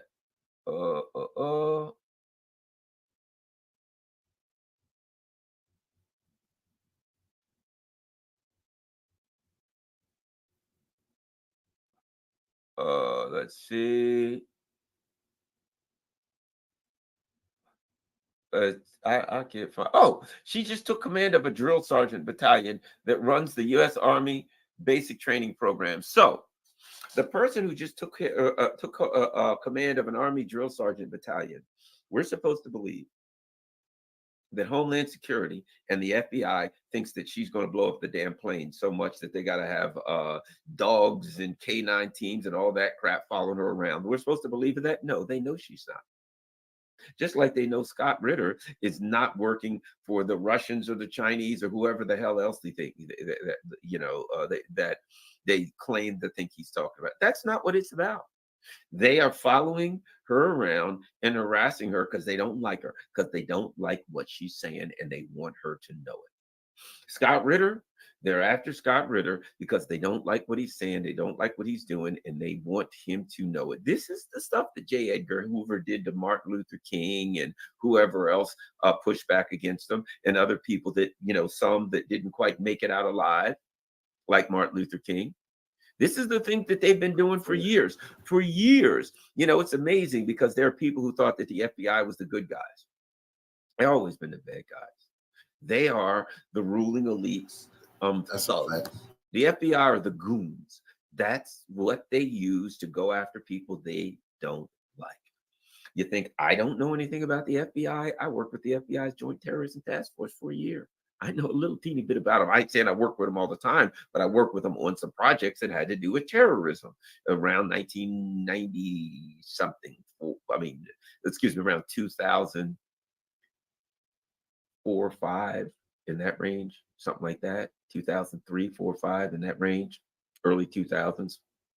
I worked with them, and I went away thinking, number one, they're very smart guys. They're very, very well trained, and they're very well educated. So anybody that ever says to you, the FBI is a bunch of idiots, don't you believe it? They are not idiots. They're very smart. They're very well trained. They're very well educated. So if they do something and you think they're stupid, you're the one that's stupid. They ain't stupid. They're smart. They know what the hell they're doing. So if you see them do something that you feel they have no business doing, it's not that they're stupid. Oh, I can't believe they couldn't see the guy on the roof. Not that with the FBI. They're so incompetent. They ain't incompetent, which means that anything they do that has the appearance of incompetence is in fact something that they know exactly what they're doing. They plan to do it. It's not incompetence. It's evil. It's not incompetence. It's illegal. It's violations of the law. When they violate the law, they don't violate the law out of stupidity. It is intention, and they are then covering it up. And so right now, this is what J. Edgar Hoover would do. Nothing's changed. Oh, Scott Ritter's out there saying we need to do something different. Sorry about that, Scott. We got to send a message to you. Okay, Scott was going to speak at SPEEF. They took his what do you call it? They took his passport. He was going to speak at SPEEF, which is the St. Petersburg International Economic Forum in St. Petersburg, Russia, right? Let's face it. What was he going to do? You know what I mean? They took his passport, a Farah, and he was Farah. Well, he wasn't here. He wasn't speaking to the United States. He was speaking in Russia. Revolutionary salute to our revolutionary brother Ricardo for the donation to the war chest. Revolution is a way of life. I absolutely appreciate the love, family, one love, salute. Russia. If he had been speaking on behalf of the Russian government, which he wasn't, he'd be in Russia. He would not come in here. So they took his passport. No, you can't go to the St. Petersburg International Economic Forum because you might speak on behalf of the Russia. He was in Russia. He didn't. What was he hiding it? Well, you know what? I think I'll go to St. Petersburg and speak at the International Economic Forum because the government will never figure it out. Then the FBI will never know what I'm doing. How slick could I be? It's absurd and it makes no sense. So he goes there, and then they wouldn't tell him what it's about. And now what does he do now? He's writing books. Are you writing? He wrote one with Anya Kay, I think. What's she from Poland? Is that also? They're both working on behalf of a foreign government. He wrote a friggin' book. He's been writing books for I don't know how long. See, So they have to get Scott Ritter. Scott Ritter is one of the people who, and I was amazed. That Russian war, he predicted it because he was getting technical with it. He knew about weapon systems. He knew about what troop movements. He knew about formations. He knew, and that was just too much information he was putting on the internet. You know, and they was like, no, hell no. Everything he told them from the beginning what NATO wasn't going to be able to do, what Ukraine wasn't going to be able to do, and he kept saying there's Nazis over there. That and he was too credible. He was a UN weapons inspector. He got too much. And CNN, MSNBC, they thought, see, you no longer can block people out by not inviting them on your shows. People create their own goddamn shows. That's too powerful. You see, so it's really ridiculous that they're going after him. And they gonna try to put him in. They gonna try to put him in the Fed and say he's an enemy of the state, but he's done nothing wrong. But he just told the truth. But this is the problem. Information they say is a weapon. Truthful information they say is a weapon that people are using. Just like the Uhuru movement. What did they do? The Uhuru movement started. The guy that runs it started in 1966, doing stuff in 1966. Been an activist. He's been working in the Black community, and that the Uhuru movement, we done a live on that. We talked about that situation and what was going on with those revolutionaries and how they were targeted and tried to say that they were Russian spies. These brothers really been getting the work done in Queens, but really been getting the work done, groundwork, and the U.S. government up under Joe Biden, you know, targeted them, incarcerated them. Congressional Black Caucus said nothing. No revolutionary station said nothing. A lot of these people talking about they for the struggle. They haven't said one goddamn word about this shit. That's why I know I'm checking out who government operatives is, because I can see what they avoid and what they won't say, what they not willing. I'm not going to lose this or lose that. You know, they don't want to put it on the line and tell the people the truth. So y'all can't trust them type of people. Poor people's community doing the stuff they want y'all to lose y'all life and revolution. They too scared to lose a damn. And suddenly the FBI just decided in the last couple of years, you know what? I think now, after the last 60 or 70 freaking years, I think now he must be doing, you know, what is it, 60 years, close to it, 57 years. But the last couple of years, he was working for the Russians. In other words, we don't like what you're doing right now because it causes us problems. They didn't like the Uhuru because you know what they were saying in those Black communities too? They were saying you're being had by the Democratic Party. You're being had by this system. You're being schnookered. These people ain't going to do nothing for you. You know what Chairman O'Malley always says about the Democrats and the Black people? He said, one thing about the Democrats, they don't lie. He says they don't promise you nothing in the first place. So they're not lying, telling you they're going to give you something. They ain't promise you nothing. They can't stand you. Why should you support them? You need to look in another direction. That's what he's saying. You know what? I don't think the FBI likes that particularly right now. I don't think the government likes that. I don't think the Biden administration like that. So that's why they went after the Uhuru movement to take them out. They probably figure like this. We'll start September 3rd. Even if we don't get a conviction, September, October, at a time when the Uhuru would be out there saying to the Democrats and the people in the Black community, you're being had by the Democrats, you're being schnookered. They won't be doing that because they'll be in trial. So even if they get off, they've shut their mouth for 2 months leading up to the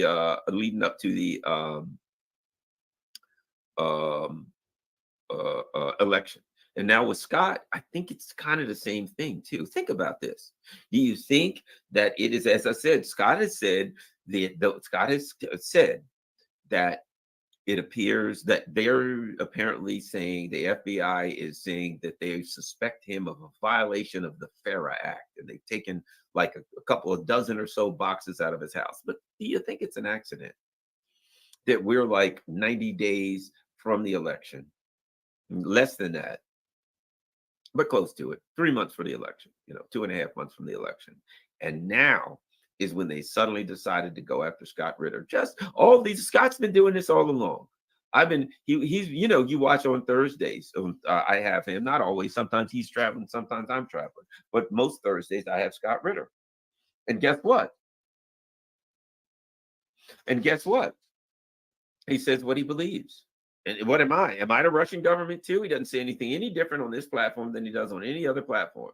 And now suddenly 2.5 months before the election, they suddenly decided that Scott's working for the Ruskies. I guess, I'm assuming it's the Ruskies they think he's working for. But keep in mind something.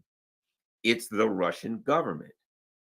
Now, I know Scott has done some tours in Russia.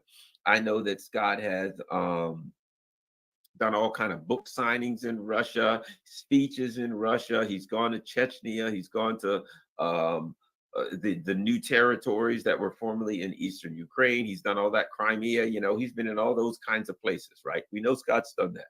Okay, but he wasn't working with the Russian government. He was working with various and sundry people in Russia, with friends of his in Russia, with people in Russia that would help to find it, but not the government.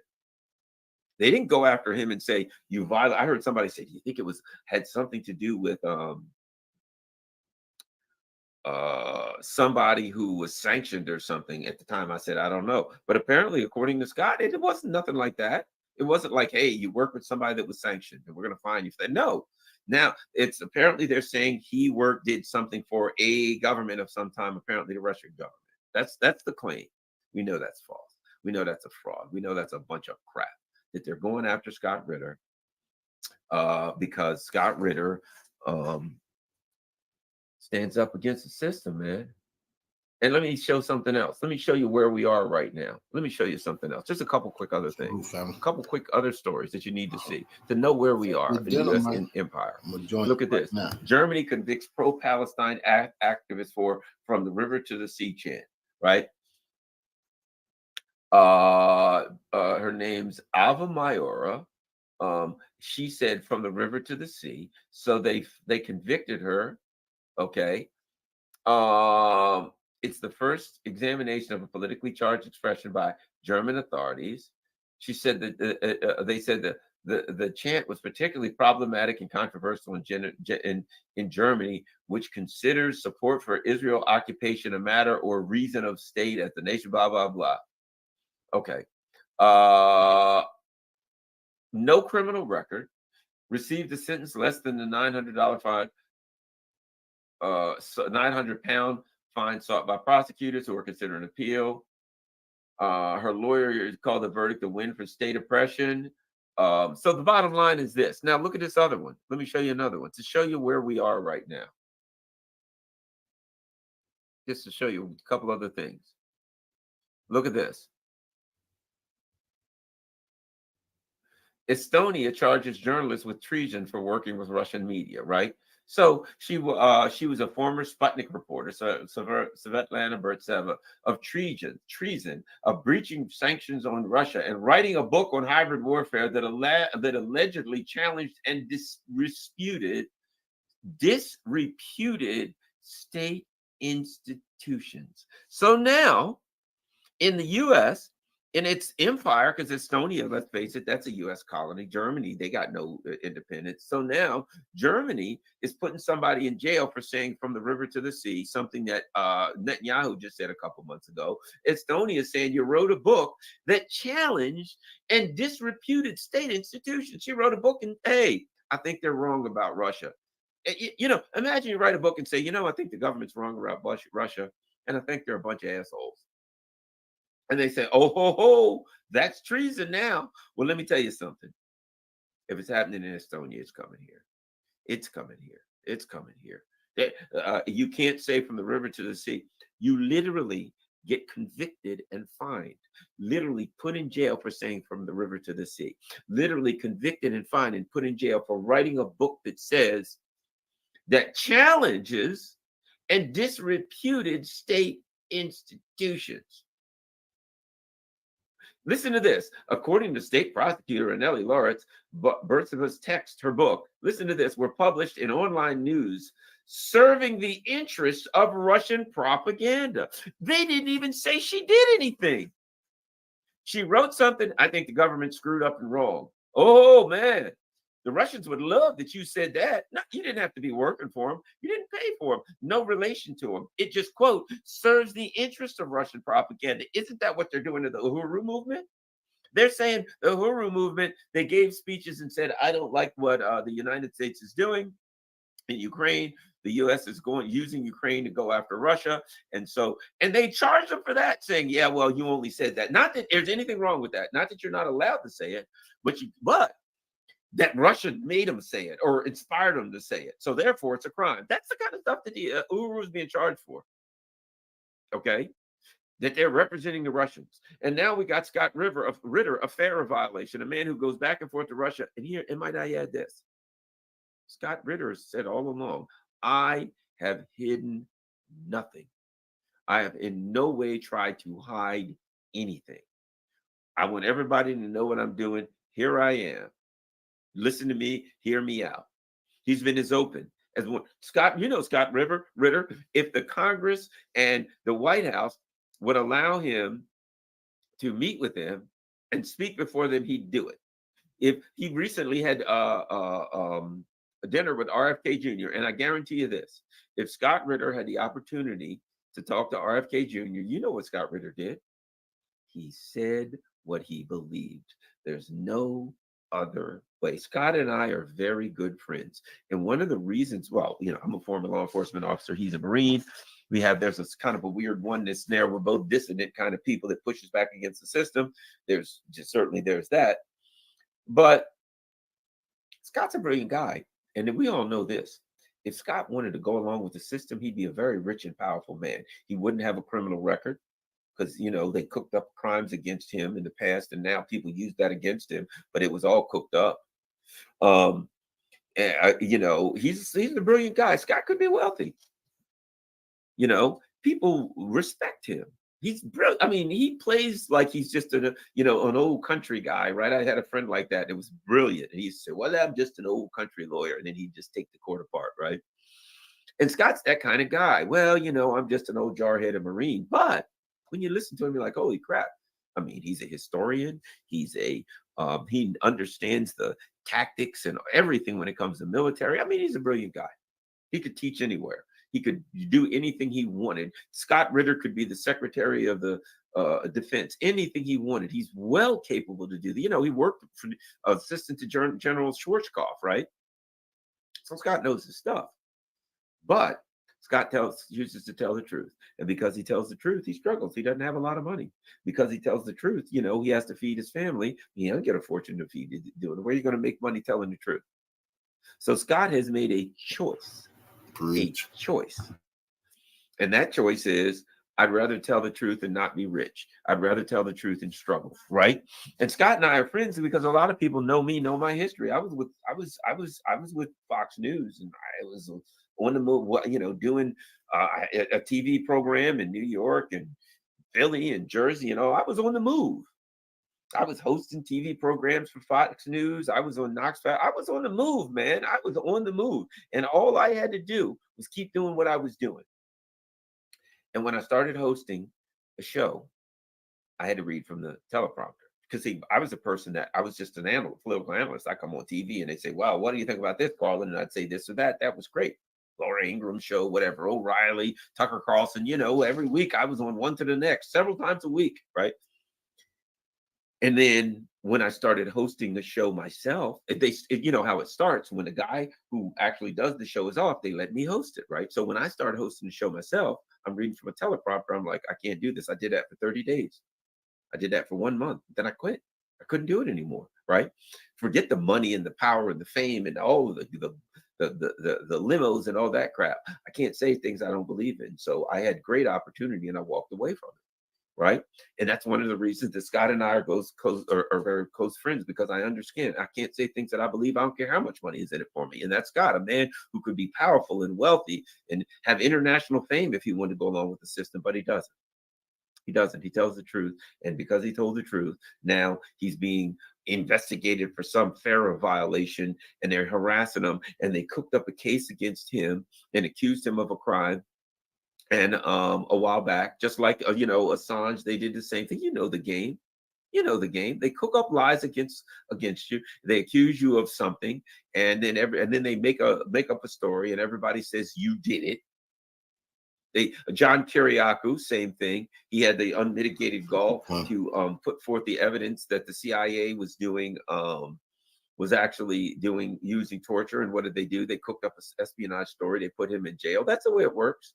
If you're inside and you tell the truth about something, you're going to jail, and then they'll hold it over your head. They use that to discredit you, so that afterward they can say, well, Scott's convicted, John Kiriakou's convicted, Julian Assange is convicted. They use that to go against you. They use that to discredit you from then on. That's all it's about. It's about discrediting you.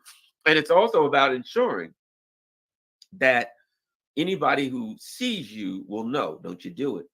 Because if you do, you're going to pay the price. That's what it is. So we got some super chats. If you've got a question, if you have a question, put it in the super chat. I see we got a ton of super chats. Yes, a lot of people who've been talking about Ukraine, Russia. They kind of shook right now. They don't want the FBI searching their house, rummaging through shit,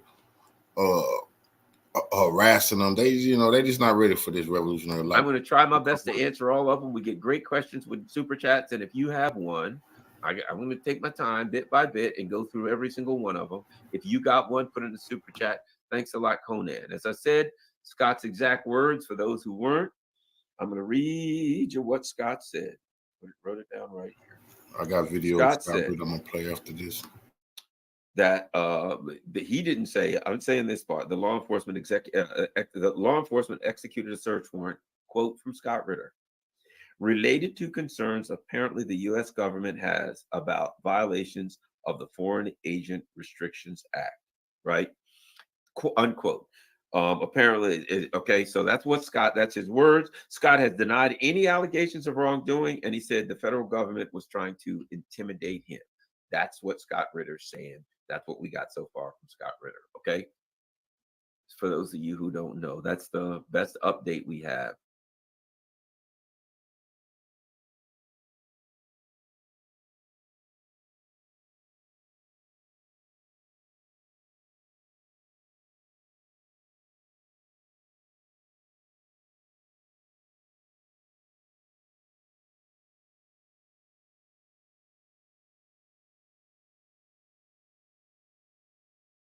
Warrant is related to concerns apparently the U.S. government has about violations of the Foreign Agent Registration Act.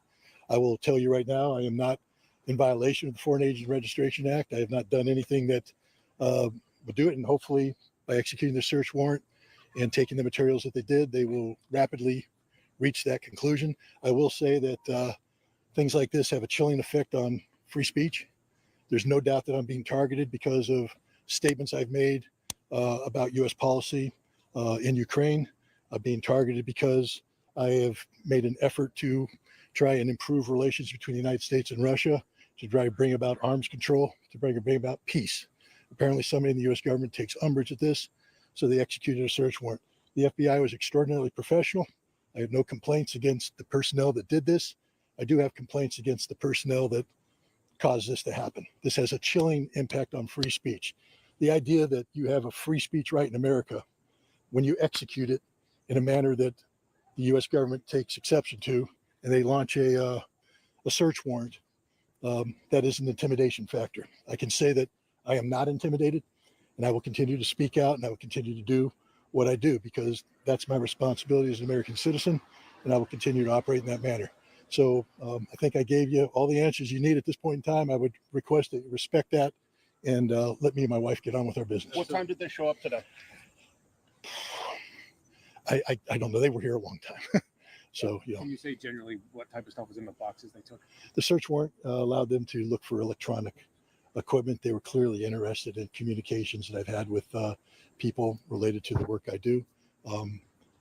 That's all I can say about it. It's up to them to review it. I have nothing to hide. I was cooperative with them, and That's disgusting. It is what it is, and we'll get on with it. But as I said, I respect their right to do what they did. I'm not in violation of the law, and I will not be intimidated. So anybody upstairs who thought that this will intimidate me and cause me to stop speaking out, they guessed wrong. Have a great day. Passport from you a couple weeks ago? They took that. That's an old story, but yeah, my passport was seized when I returned from Russia back in June, when I was getting ready to leave for Russia back in June. And you say they took stuff that was related to your work.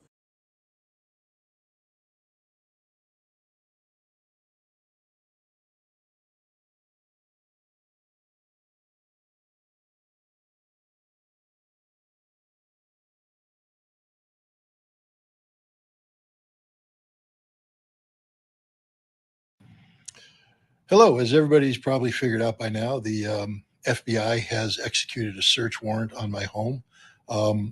The search warrant was based upon what they deemed to be probable cause that I am in violation of the Foreign Agent Registrations Act. And they executed a search warrant looking for electronic devices, my computers, my cell phone, things of that nature.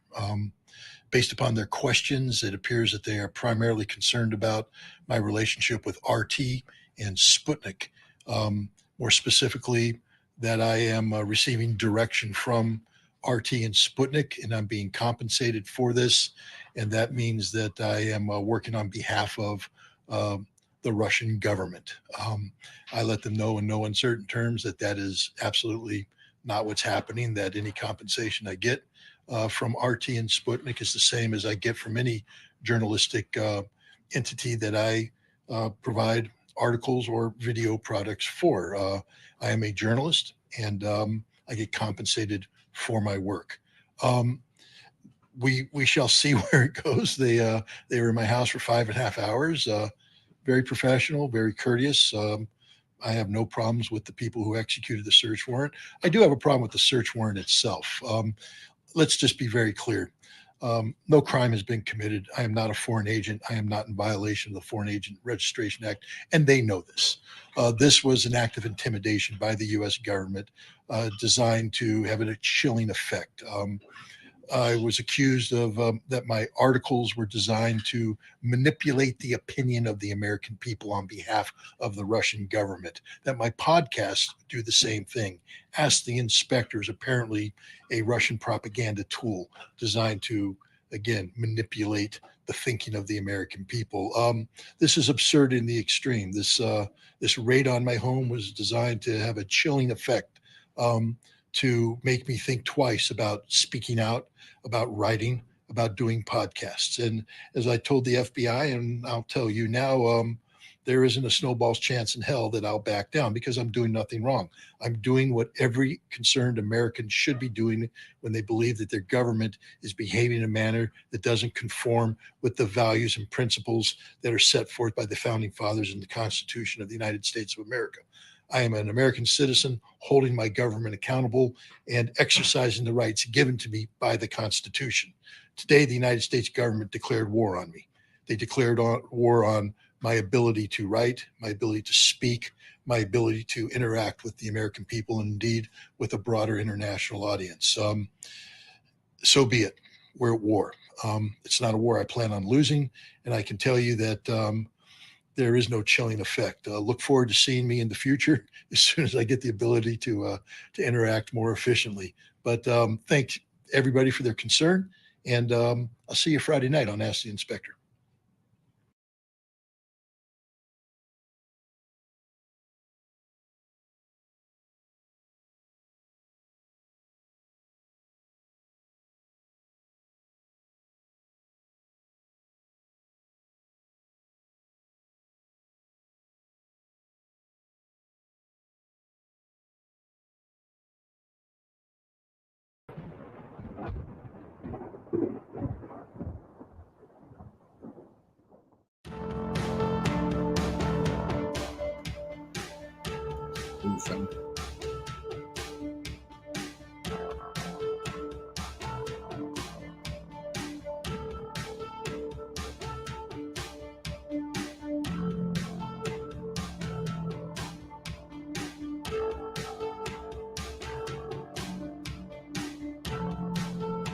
A few minutes ago, the Ministry of Defense of the Russian Federation officially announced that Russian troops had prevented the breakthrough of the units of the Ukrainian armed forces deep into Russian territory in the Kursk region. However, at the same time, the Russian military department acknowledged that fighting is still ongoing on the border with the Kursk region. The Russian military admitted that some units of the armed forces of Ukraine are still located on the territory of the Kursk region, a few hundred meters from the state border.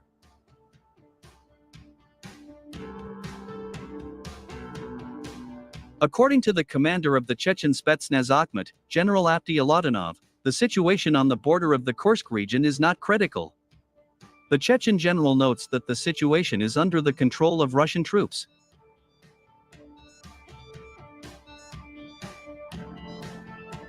At the same time, it is worth noting that the information coming from the Kursk region is covered with the so-called war smog. Even Russian war correspondents do not have accurate information on this sector of the front.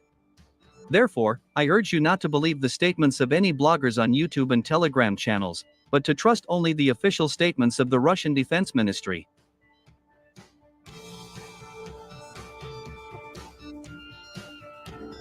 To be honest, what is happening on the Kursk region's border did not surprise me.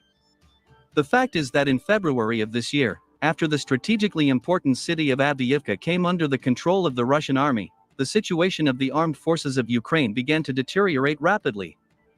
Starting in February of this year, the Russian army began to move forward in almost all directions of the front.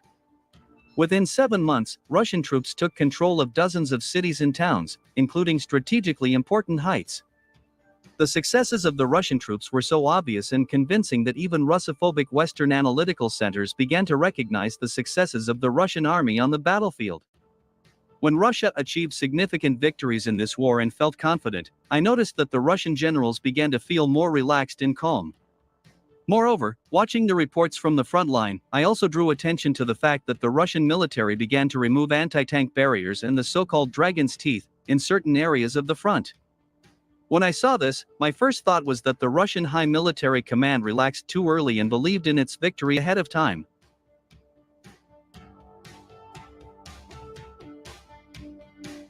The fact that the units of the armed forces of Ukraine attacked the Kursk region and managed to advance several hundred meters deep into Russian territory was the result of the excessive confidence and calmness of the Russian High Military Command after the Russian army seized the initiative on the battlefield. Against this backdrop, I urge the Russian generals not to relax and always be prepared for the worst-case scenario, even after the surrender of the Kiev authorities.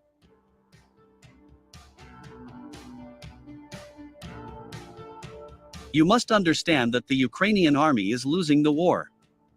And therefore, at this stage, the Ukrainian army is excessively dangerous, as it is ready to do anything to prolong its life. What is happening now in the Kursk region is the agony of the armed forces of Ukraine. And this death agony pushes the Ukrainian army to take desperate steps.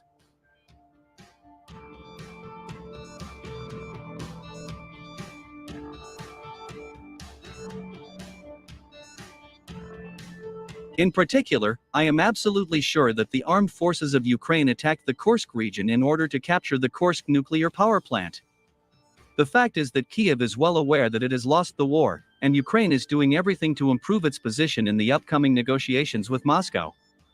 Seizing the Kursk nuclear power plant may allow Ukraine to start negotiations with Moscow on terms acceptable to Kiev.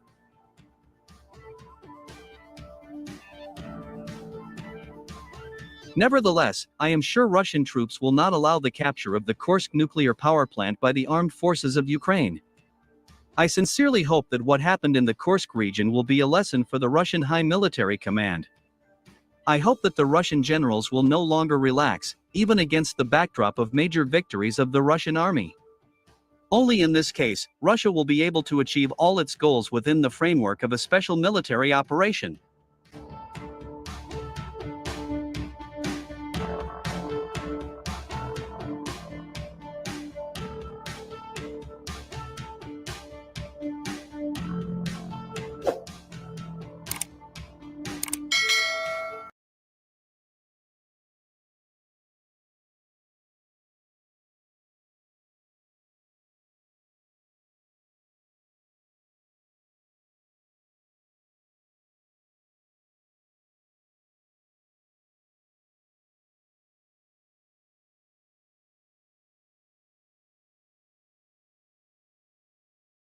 $100,000 Ukrainian men have been killed in that war.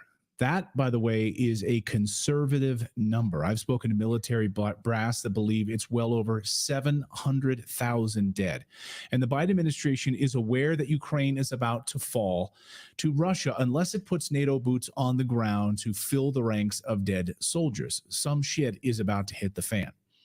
And over the past few days, Poland, NATO have amassed tens of thousands of soldiers along the Polish border with Ukraine. Why? It's because something big is coming. Poland, of course, worried that they are about to be invaded by tens of thousands of Ukrainian refugees. You saw what happened at the beginning of the war when that country was changed forever as a result of millions of Ukrainian refugees that landed in that country. Many, of course, have now returned, but now the concern is that they would flood the border. Now, Zelensky this morning, the authoritarian ruler of Ukraine, Zelensky this morning slammed the United States, slammed the West, and demanded once again a NATO no-fly zone over Ukraine. This is something he's been asking for years. He called on NATO to stop sitting on the sidelines, start shooting down Russian aircraft, start shooting down Russian drones. He also said that the Western countries are too concerned about escalating the conflict. Yeah, we're concerned about starting World War III. We don't want a nuclear confrontation with Russia. Imagine that. Basically calling us wimps who are worried about World War III. We're wimps. Go ahead, Phil. So sorry, real quick. Where does he think World War III is going to take place? Where is it going to start? If he's got a problem with Russia invading Ukraine, what happens when everybody is fighting in Ukraine? Like that doesn't make things better. I don't think he thought that through. And I don't think he much cares, to be honest with you. I mean, I don't think he much cares that his own country, of course, has been used now as a massive aircraft carrier to begin with. All the land is sold off to BlackRock and most Ukrainian men have been conscripted. In fact, just today, Ukraine said it found 16 men in a meat freezer trying to escape the draft. He does not care about the lives of his people. I am very comfortable saying that declaratively. Yeah. He's an asshole. So he's calling us wimps who are worried about World War III. And of course, we're wimps and we will likely do his bidding because that's what we've done so far. The United States has done his bidding, even though it's taken a few months to do it. F-16s, we're not going to do it. Okay, we'll do it. All the weapons you want, HIMARS, yeah, we'll do it. We'll do all of it. Because, after all, we just do your bidding. Just like we'll do Israel's bidding, by the way. Netanyahu says that the United States must join Israel to combat Iran. So we're going to do all of these things, and we're going to send soldiers. The Biden administration has been laying the groundwork to bring back a draft in the United States in order to fight Russia and Iran simultaneously. I just saw someone in our Rumble chat who just said, where in the Constitution does it mention a conscription of American service members? Where in the Constitution? Point me to it. I'd love to see that in the U.S. Constitution. Military experts are telling the Mockingbird media that, by the way, that sending tanks and F-16s to Ukraine is not enough. Manpower, boots on the ground is the only way to win. They need the manpower to man these weapons. No amount of drones is going to win this thing. And Ukraine is in dire straits right now. Ukraine's last-ditch failed offensive over the past 48 hours into Russia officially collapsed this morning, not too long before our show just started, leaving 300 Ukrainians dead. And Vladimir Putin commented on this move into the Kursk region. Ukraine launched attacks on civilians in Kursk, hitting homes. They targeted ambulances and other civilian areas, but that has now collapsed. And Russia stopped that advance. Russian President Putin just speaking a short time ago on this advance in the Kursk region. Listen.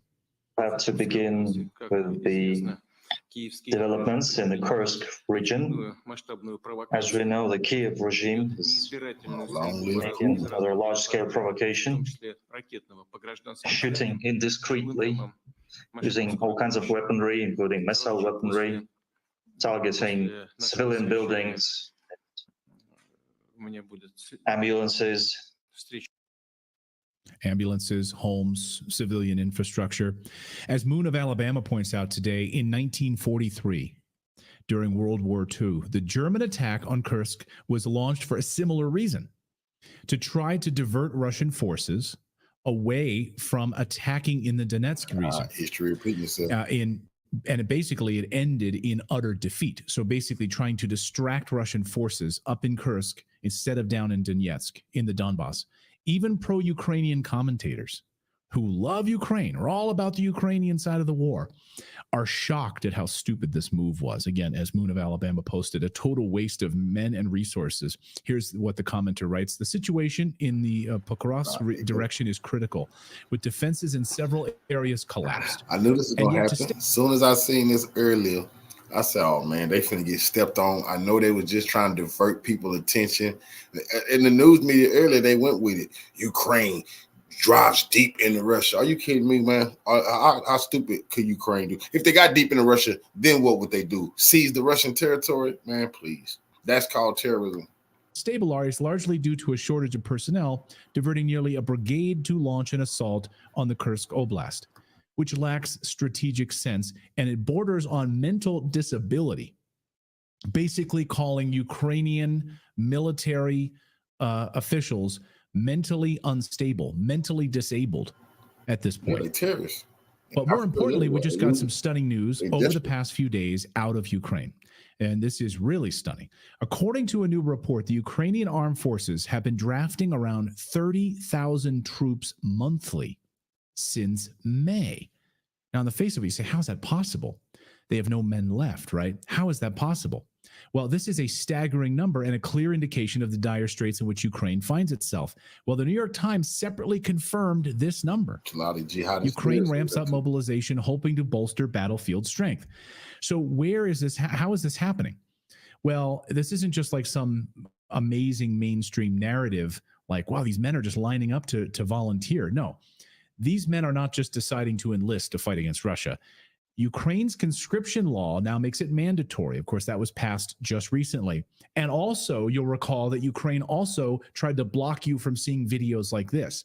If you take videos of these conscription body snatchers grabbing men off the streets and throwing them into paddy wagons and taking them off to the front lines, if you live in Ukraine, social media police will come to your house. You're not allowed to do this anymore. So that's why a lot of these videos have now dried up. You're not allowed to see them anymore. But now these body snatchers are out in full force. 30,000 per month they're rounding up off the streets. Do you have a disability? Who cares? Walk with a limp? Doesn't matter. Are you mentally disabled? Doesn't matter. We'll throw you in the wagon and we'll take you off to the front lines. Are you old? It doesn't matter. Are you too young? It doesn't matter. Do you support your family and your family's relying on your one income and you can't go to war? Doesn't matter. We're going to throw you into a wagon and you're going to go fight. That's exactly what's happening. The body snatchers are out in full force all over the country, grabbing men off the streets just like never before, dragging them into vans, forcing them to go fight, young men, old men. It doesn't matter anymore at all. This is a nation that is absolutely desperate right now to fill its meat grinder ranks. Speaking of meat, this desperate conscription drive has led to some appalling scenes like this. According to reporting from RT, there are now meat trucks operating with Ukrainian men trying to get out of Ukraine, hiding in frozen meat trucks like this one, like in the body, in the corpses of frozen meat, trying to bury themselves within this. Here you can see these men being rounded up. And so now they're stopping these meat trucks as Ukrainian draft dodgers are trying to get out, trying to get into Moldova and trying to get into Poland and other countries right now.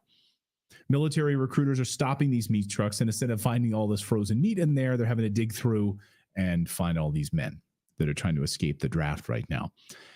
Now, why should we here in the United States care about the conscription practices of countries thousands of miles away? Because, my friends, what is happening in Ukraine could very well foreshadow what might be happening here at home in the United States. The most recent edition of the U.S. Army War College's academic journal includes a section that's titled Casualties, Replacements, and Reconstitutions. Now, we've covered what the Biden administration has been doing towards a draft, and I think it's worth repeating today. And I think, the Mises Institute, Libertarian Mises Institute, really, did a great article on this last year that we featured here. Just let this sink in for a moment. The thought of returning to a military draft, a system that forces our young citizens into combat roles, is being seriously considered by Pentagon brass.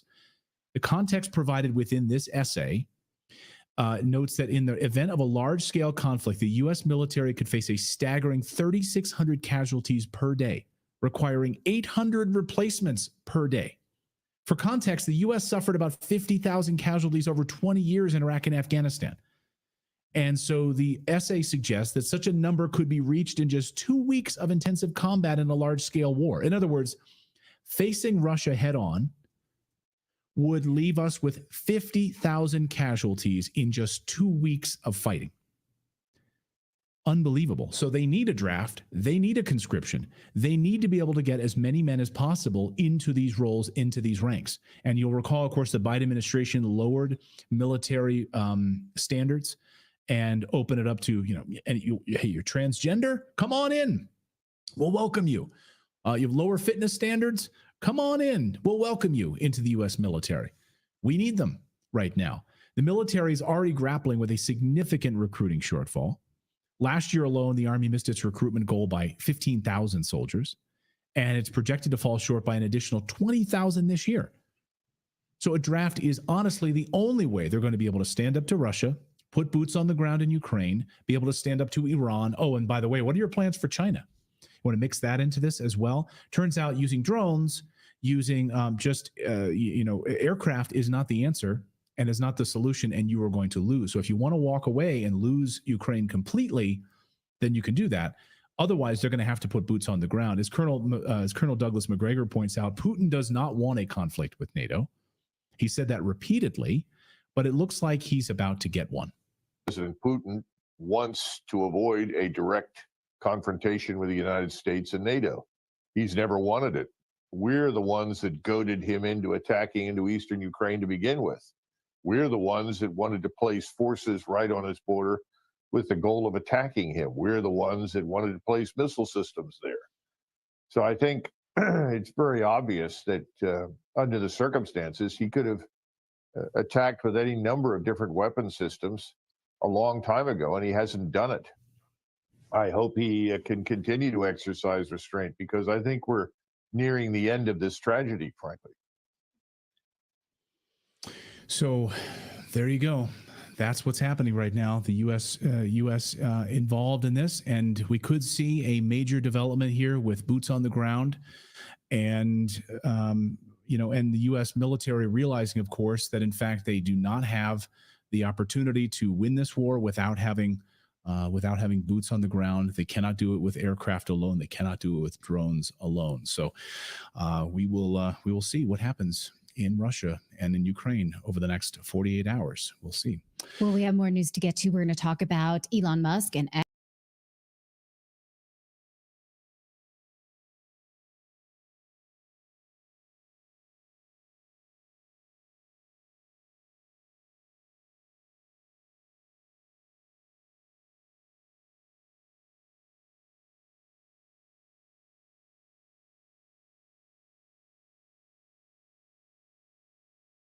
with Ukraine because apparently the Ukrainians thought it would be a smart idea to expand the war into Africa. Okay. What happened is, you might have seen this in the news last week. You had about over 100 soldiers, right? So 84 from Wagner Group and 47 from the Malian army who were killed. Okay. And I mean, there were some photos of the battlefield and so on. And it turns out the Ukrainians gave Tuareg rebels intelligence about their location and basically helped them, assisted them in carrying out this ambush and causing so many casualties. And this is the worst, it's the heaviest loss that Wagner have ever sustained. Now, this is not just, we're not just, using conjecture here. The head of Ukraine's military intelligence, he goes the next day. So this is, I think, on the 29th of July, and he openly brags about it. So obviously the only response here from Mali is to cut ties. Now, did Ukraine really do this by themselves? In my opinion, I don't think so, because Ukraine, even on their own soil, they need help with intelligence from the Americans, from the Europeans, from NATO, from the West. So and they're also in a state of war. So, if they can barely function on their own soil, how can Ukraine have good intelligence in Mali? Besides, we know of Ukrainian allies who were in Mali and are still in Mali and have good intelligence and resources to provide such intelligence. Who am I talking about? I'm talking about the French, of course. And if you go and look at the Sahel, you'll find the Americans, of course, right? So both the French and the Americans were kicked out of Niger recently. And in the last years, we've had about 8 coups in Mali, Burkina Faso, Chad, Niger, and the end result is always kick the French out, kick the Americans out, and let's take an anti-colonial and anti-imperialist path. Now, just recently, Niger was the latest one to be kicked out, and that was very humiliating for the French, very humiliating for the Americans. What does Niger have to do with Mali? Well, they just formed, basically a federation, the Alliance of Sahel States. Okay, so in French, it would be l'Alliance des États du Sahel, donc c'est AES. But in English, I suppose you'd say the Alliance of Sahel States, so ASS. Okay, now that is definitely not going to go down well in Paris or in Washington because of its anti-imperialist nature. And we even had the president of Burkina Faso, Captain Ibrahim Traoré, giving that amazing speech, right? We covered it last week, and I was translating it for you, interpreting it for you because of how magnificent it was. And it's straight up, anti-imperialist. He's just saying it to their faces. So the point here is that we've had a series of French and American, humiliations in the Sahel, and now we have this alliance of Sahel states. And it's not only that, but they've been kicking the French and Americans out and getting Wagner instead. So there's an increased Russian presence there. Now, contrary to the Americans and the French, the Russians are not looking to, turn Africa into a base of operations. Don't get me wrong; they of course have their own interests, and it's obviously good for them. They will have a sphere of influence, an additional sphere of influence, just by virtue of being there. But it doesn't have the same colonial connotation as the French, right? Remember, these are former French colonies. So having Russians come in and take care of ISIS and Al Qaeda and Boko Haram is completely different from having the French basically never leaving, right? Still there after centuries, stealing your resources, occupying your land, and their friends, the Americans, who just care about having drone bases and an imperialist sphere of influence. So my point here is that the fact that Russians have an increased presence in the Sahel is going to make the Americans very angry, and so they hit two birds with one stone, essentially. They serve Ukraine's interests and thereby, of course, their own interests, which is really the main objective by doing things like this. And honestly, I'm gonna come back to this in a bit when we talk about Iran. But expect a Russian reaction. And we know obviously that Wagner is it's a private corporation and so on. But it's intertwined with the state, okay? It's not severed and existing in a vacuum. It's obviously very closely and well connected to the Russian state. So you expect a reaction from the Russians. Now, honestly, that when you look at the figures, that's a lot. That's a lot. I mean, forget the Russians for a second. Just look at Mali, right? 47 million soldiers. How can you expect to be angry over this? How can you expect them not to be angry over that? What is Ukraine doing?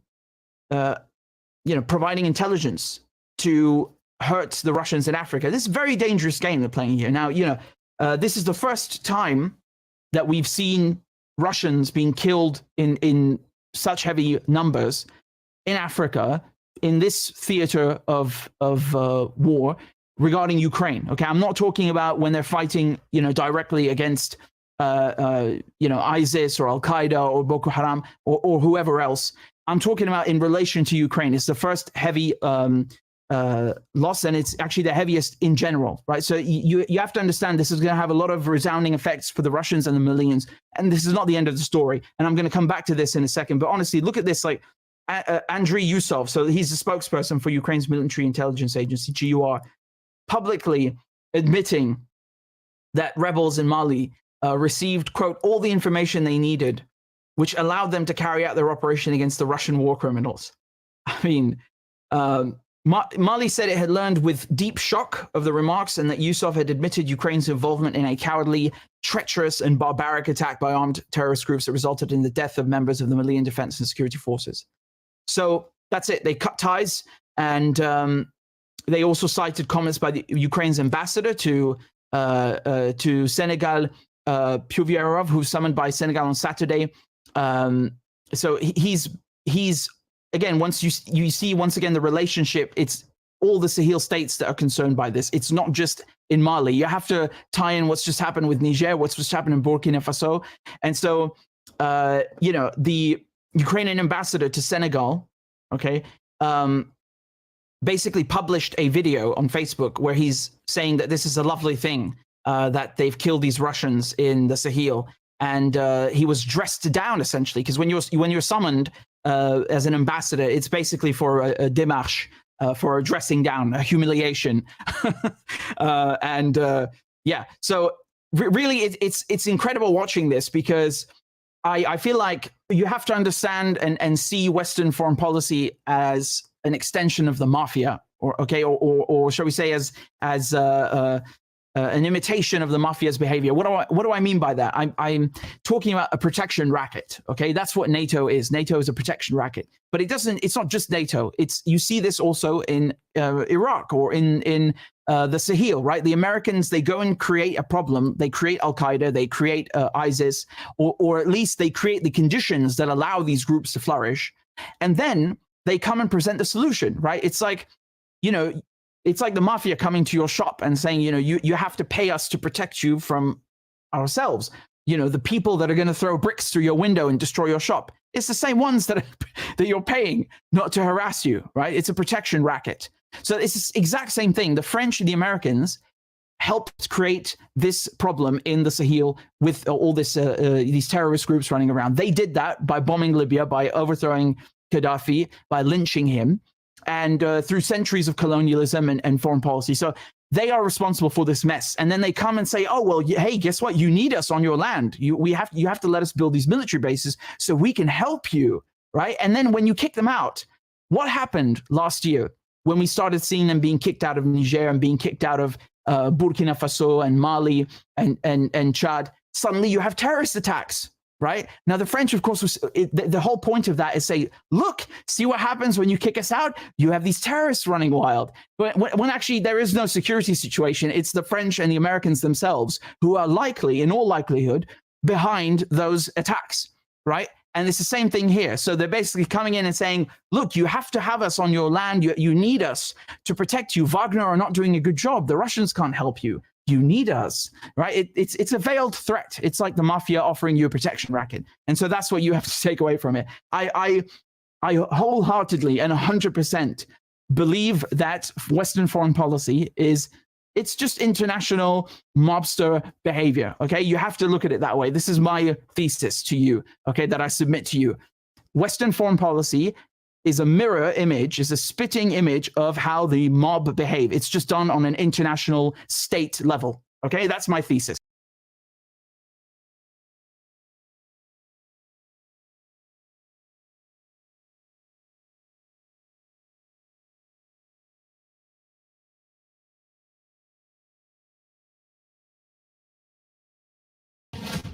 Here is your latest Africa news. Niger became the second African country in a week to cut diplomatic ties with Ukraine amid an escalating row over Ukraine's support for Al-Qaeda-affiliated terrorists behind an attack last month that killed scores of Malian soldiers. Niger's government announced that it would follow its neighbor Mali by severing relations with Ukraine with immediate effect, accusing Kiev of supporting terrorist groups. In the name of our highest authorities, I have the great honor of reading Communiqué number 068 from the transitional government, the contents of which follow. The transitional government of the Republic of Mali has learned with profound shock of the subversive statements by Mr. Andriy Yusov, spokesperson for the Ukrainian military intelligence agency, in which he admitted Ukraine's involvement in a cowardly, treacherous, and barbaric attack by terrorist armed groups that resulted in the deaths of Malian defense and security forces in Tinzaouattan, as well as material damage. These statements were reinforced by Mr. Yuri Pivovarov, Ukraine's ambassador to Senegal, who openly and unequivocally expressed his country's support for international terrorism against Mali. Burkina Faso also reaffirmed its unwavering support for the Malian armed forces, who fight against international terrorism and its accomplices in the Sahel and all of Africa. Senegal has already summoned the Ukrainian ambassador after a video, accompanied by comments supporting the terrorist attack in Mali, was published on the embassy's Facebook page. Many other African countries have condemned the terrorist attacks, and we are yet to see how they would react to Ukraine's involvement with terrorist activities on the continent. Mali broke ties with Ukraine over the weekend after reports in the Eastern European country that Andriy Yusov, spokesperson for Ukraine's military intelligence agency, blatantly admitted that Kyiv gave support to al-Qaeda-affiliated terrorists who claimed responsibility for a deadly attack on the Mali-Algeria border. Niger government spokesperson Amadou Abdramani said in a televised statement that the country had severed relations with Ukraine with immediate effect, in total solidarity with the government and people of Mali. The breakdown of diplomatic relations is a symbolic defeat for Ukraine, which has sought to gain support in Africa as it battles Russia's military operation. Many African countries have been neutral in the war, or like Mali, Niger, and Burkina Faso, have backed Russia's position. Ukraine had launched a charm offensive in the hopes of bringing more African countries to its side. An al-Qaeda-affiliated terrorist Tuareg coalition claimed responsibility for an attack that killed 47 Malian soldiers near the remote town of Tinzawatan. It was the most significant setback for the Malian forces, who are struggling to contain a decade-old insurgency fueled by ISIS and al-Qaeda affiliates, as well as Tuareg affiliates. Al-Qaeda affiliate Jama'a Nusratul Islam wa al-Muslimin has also claimed responsibility for the attack. These al-Qaeda affiliates collaborate to attack the Malian state and its supporters.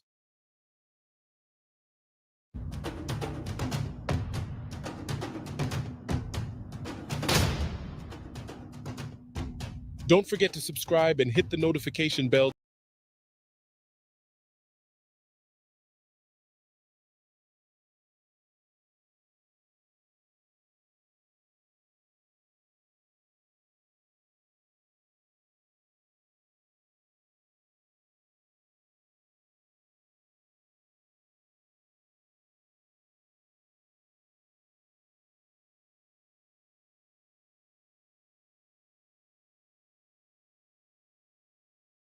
The latest clips from the front lines, and I wanted to analyze them with you. The first we're going to start with is a clip of the Qassam brigades firing anti-tank guided missiles at Israeli troop carriers, APCs, armored personnel carriers, and tanks in the Gaza Strip. Now, usually we don't see Qassam brigades using ATGMs simply because they're clunky. You have to set them down. I mean, you know, they usually use RPGs, but these are just as effective, if not more, and much more deadly. So let me just play the clip, and I'll give you more information about the weapon that they're using.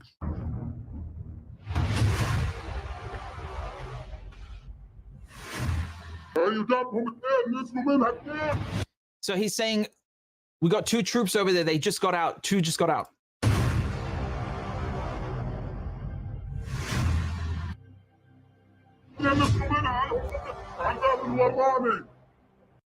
Out of the back door.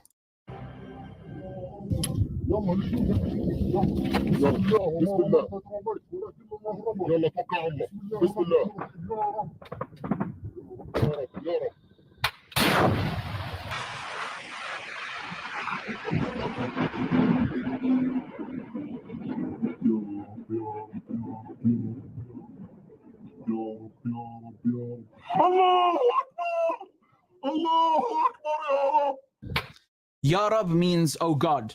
Rab is another word for God in Arabic. So they're just saying oh God, oh God. That's it. Direct hit. There's another one.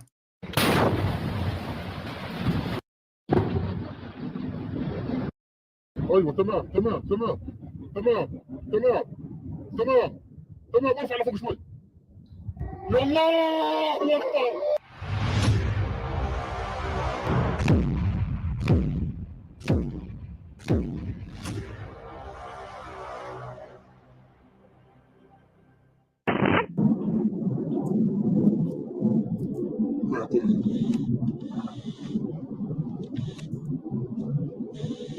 And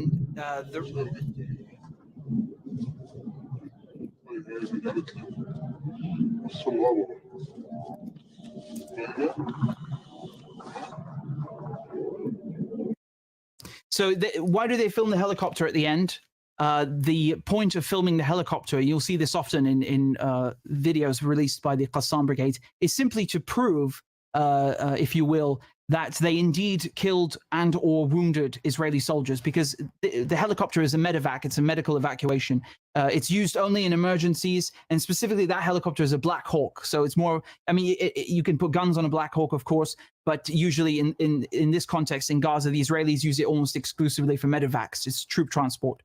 So another note also is, why don't they shoot the helicopters? Well, it's a violation of the Geneva Convention. You know, Hamas are not into the habit of murdering medics, doctors, or medical convoys. The Israelis love shooting at ambulances and killing wounded people and bombing hospitals and violating the Geneva Convention on a regular basis. Hamas don't do that. And it's not just the Geneva Convention, because if you go back 1,000 years to Salah ad-Din, you'll find that he's infamous because he treated civilians, women, children, the wounded, prisoners of war mercifully. No torture, no execution, murdering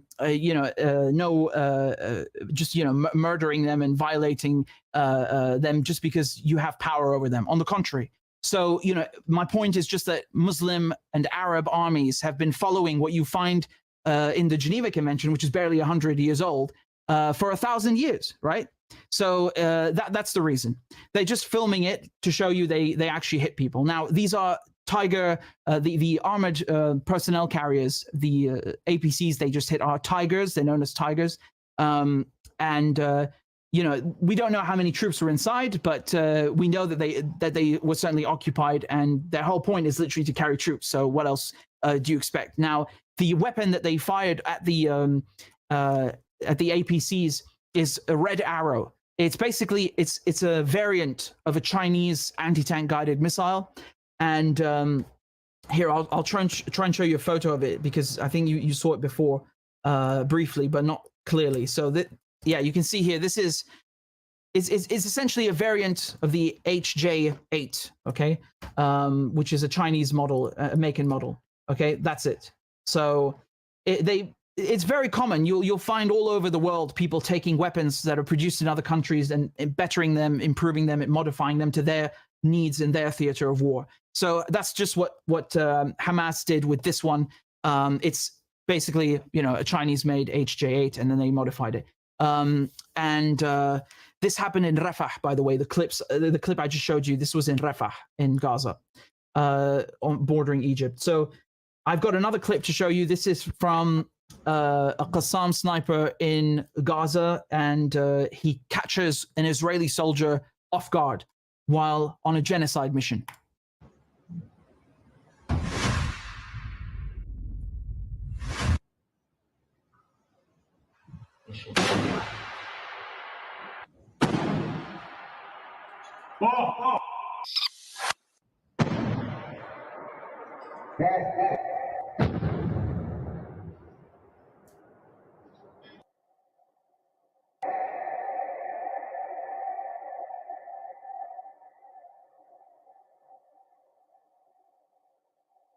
So this happened in Tal al-Sultan in Gaza, and they basically.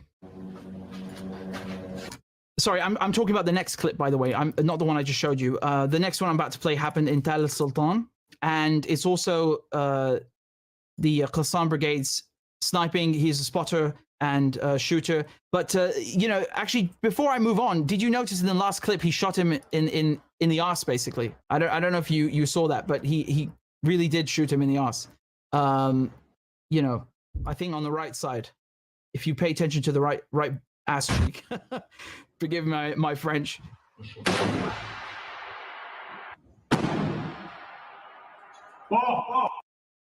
It's nothing nice about it. Obviously, there's nothing nice about it. But these are people just defending themselves.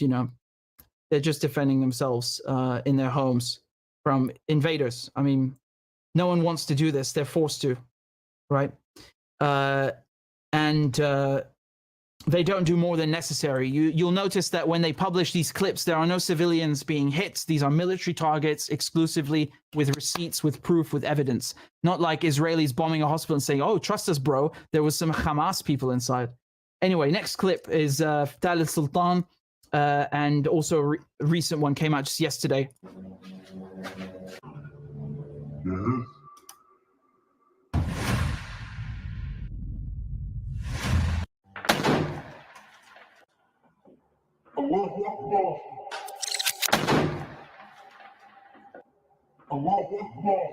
So again, they're using the Rule sniper rifle predominantly in these operations, which is locally manufactured by the Qassam brigades, and you know, it's this is, you know, as they say, we have a phrase in English: "Mother is the need is the mother of invention." So I mean, when you're in a besieged strip of land and you're impeded from leaving by land, air, or sea, you're going to find ways to defend yourself from people who are numerically and perhaps technologically outnumbering and outdoing you.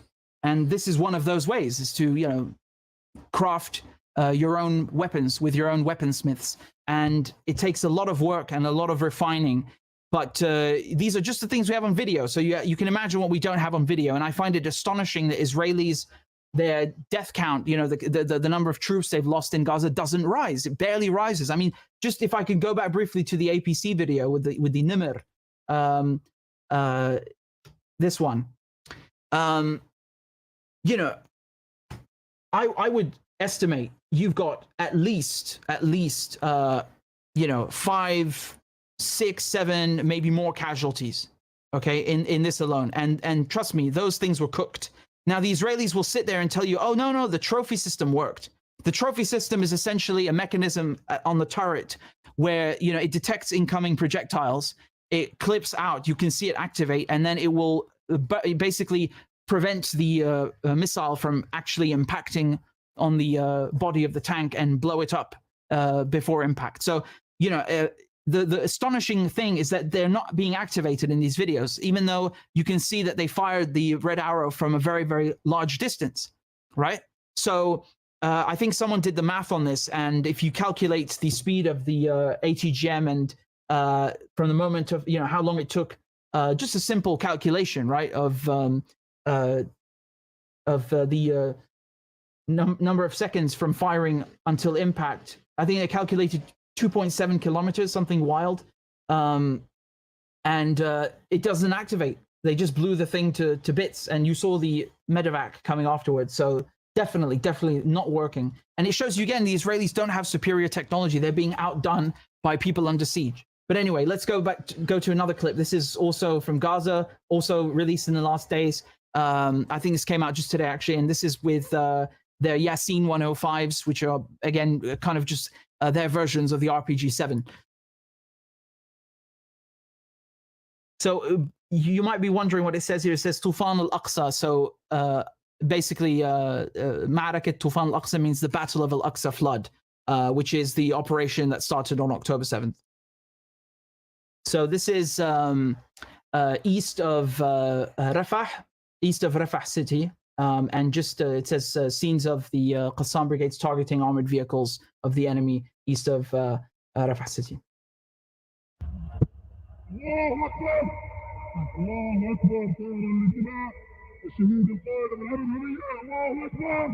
You see, he said in the name of God, and then he also basically, you know, he dedicated this to martyr Ismail Haniya, who, as you all know, was recently assassinated in Tehran.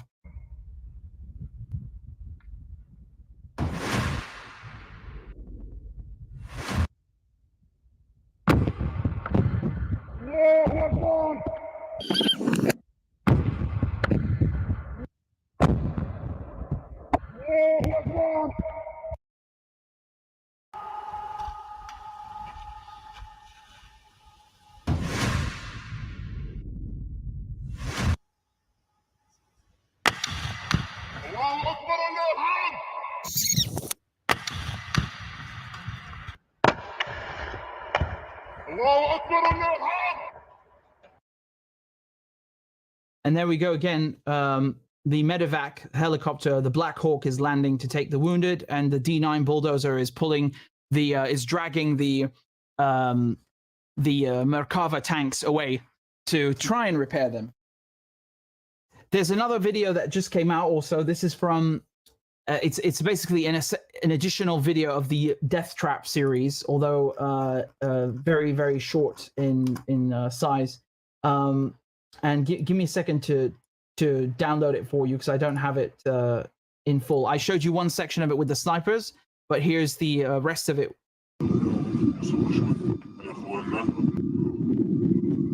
Yeah, so this is also in the vicinity of Hay Tal al-Sultan, so in Gaza as well. Yeah.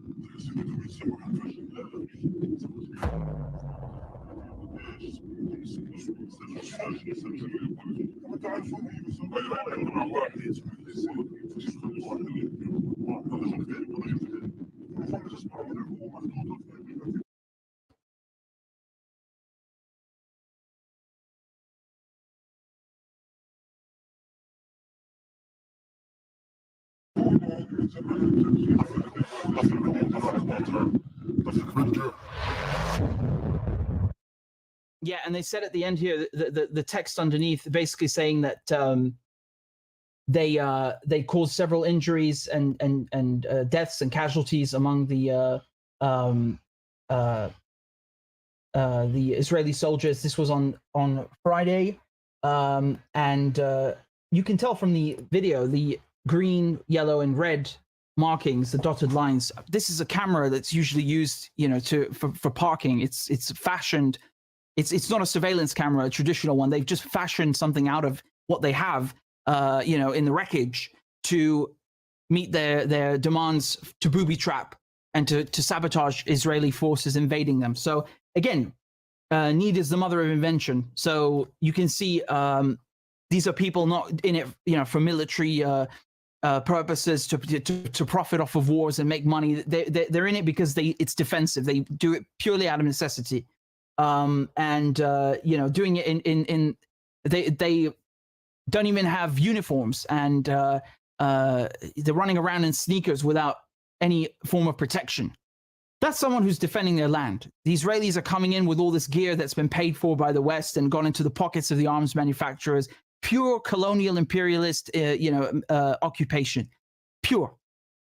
So I want to underscore that difference because it's important. And the Israelis, of course, say, "Oh well, they're not. They're hiding among civilians because you can't tell from their clothes. They don't have military fatigues." No, the Vienna Convention says if you're unable to wear a uniform, you're fine in your civilian. What are you supposed to do? Go fight in your, naked, you're bare naked in your in your primitive state? Of course not. And again, this is the difference between a guerrilla resistance force and whatever, fantasy they've sold you on the BBC and CNN and Fox News about, terrorists this and terrorists that. These are guerrilla fighters, legal, justified under international law. There's no debate about it. So in any case, that's all we have from the front lines. I'll of course have all the latest, as the clips come out, but that's everything from this week, from the past few days. Again, YouTube demonetized my channel because I'm not allowed to say naughty things about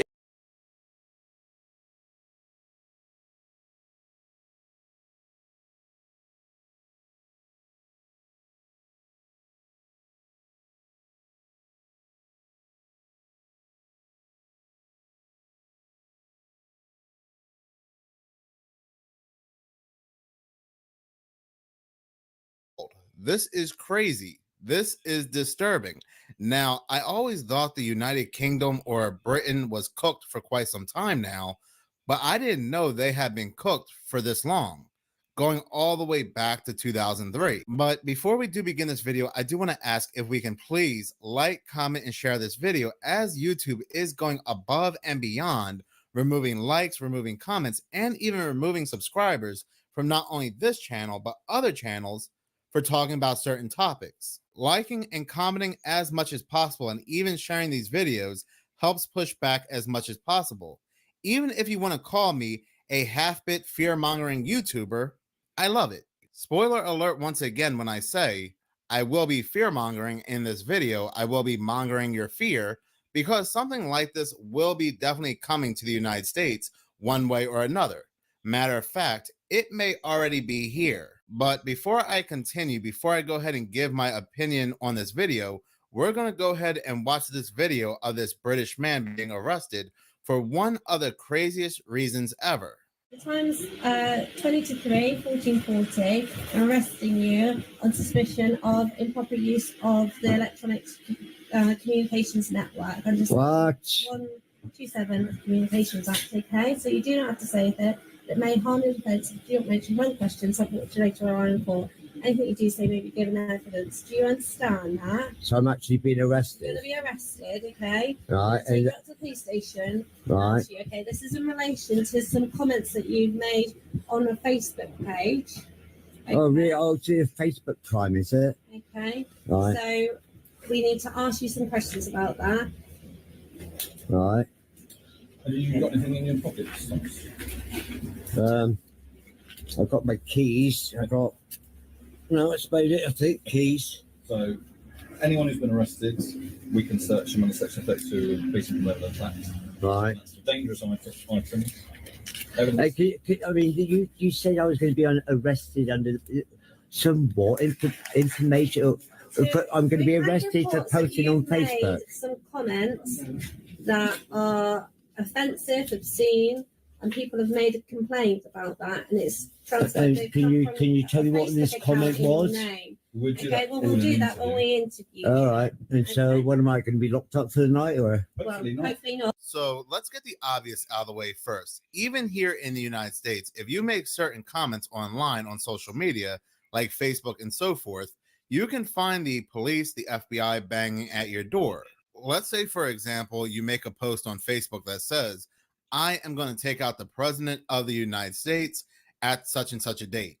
Then it's obvious, it's a no-brainer that you're going to have somebody coming to your home. But this is a little bit different. Matter of fact, this is vastly different than making those comments. This British man is being arrested due to the violations of the Communications Act 2003.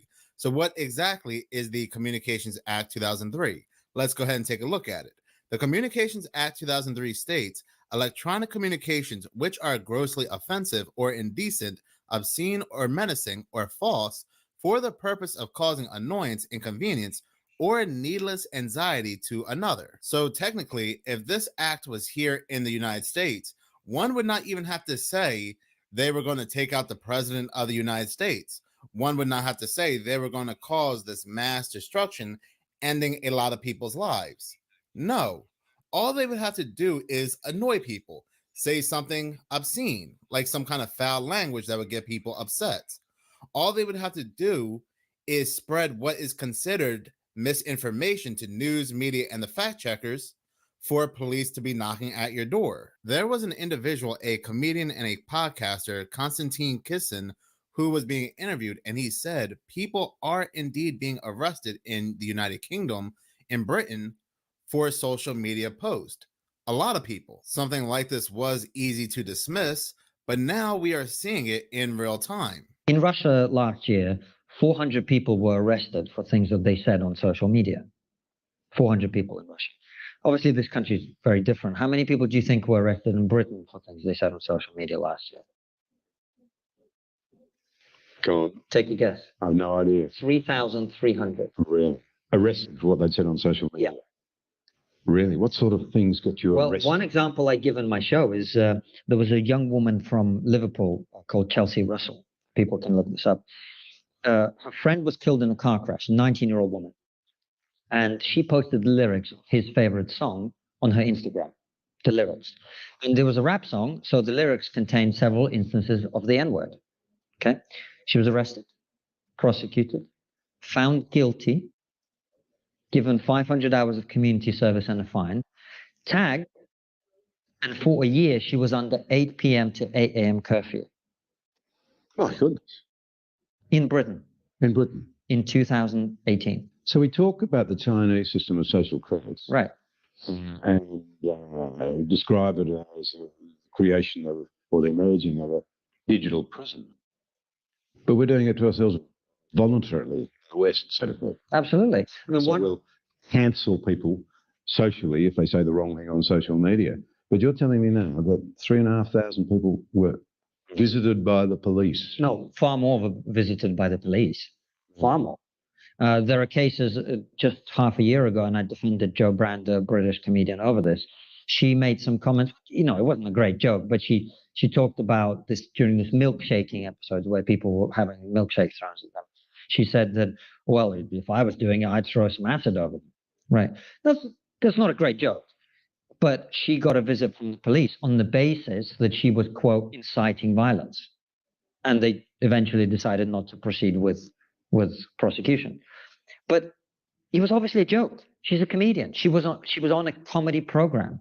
The context is very clear, right? And the defining case actually in recent British history on this was the Count Dankula incident. I don't know if you're familiar with it. This is a Scottish YouTuber who made. Okay, so this is quite an interesting one to explain.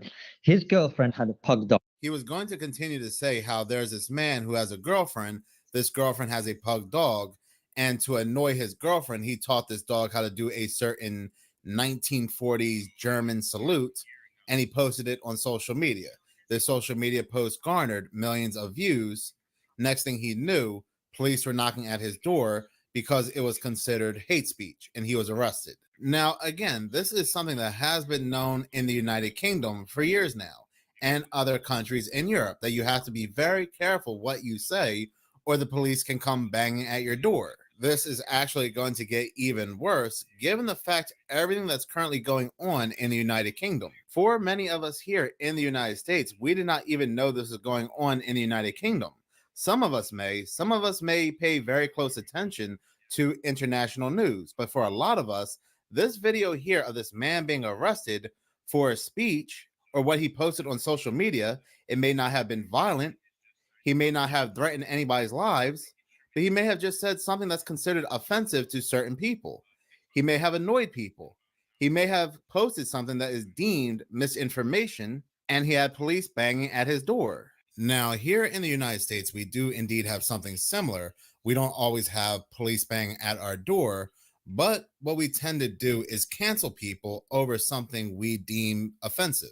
When somebody makes a remark about somebody's gender or race or so forth, we always want to gang up and ruin that person's life. And I always say, be very careful what you wish for. Be very careful what you are a part of. You don't realize it while you are trying to cancel the person, while you're trying to revoke their freedom of speech, you are falling into an agenda. Like if somebody makes a derogatory remark towards me, whether it's my gender or my race, I have the freedom of speech to say they're ignorant, they're being an ass.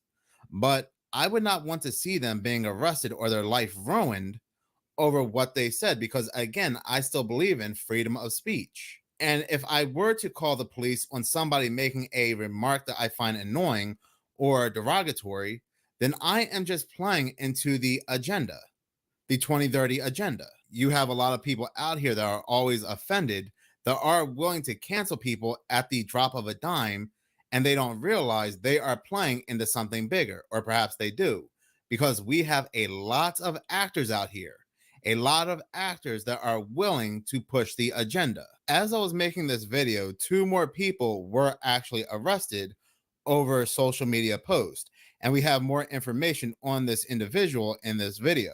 This article I'm reading from the Daily Mail, which was updated on August 7th, it's titled, "Armchair Thug is First to be Convicted for Facebook Post Trying to Stir Up Racial Hatred During Riots. Family Man 28 faces jail after urging mob to smash the blank out of migrant hotel while sat at home with broken heel." Giving more context to the post, he supposedly said, "Every man and his dog should smash the blank out of the Britannia Hotel." In a second post, he stated, "Cause they're over here living the life of Riley or Rayleigh, whatever that means, off the tax you hard-working people earn when it could be put to better use. That was supposedly the post he made that caused police to knock at his door. I mean, is that really a need for arrest? I can think of 1,001 things, perhaps 1,000,000 things police could be doing better with their time than arresting somebody over this post. Before people say that police were correct in arresting this man for enticing the flames of violence, you have to remember that what that comedian said was true about the woman in Liverpool who used Snoop Dogg's lyrics in her Instagram post, and she was indeed arrested.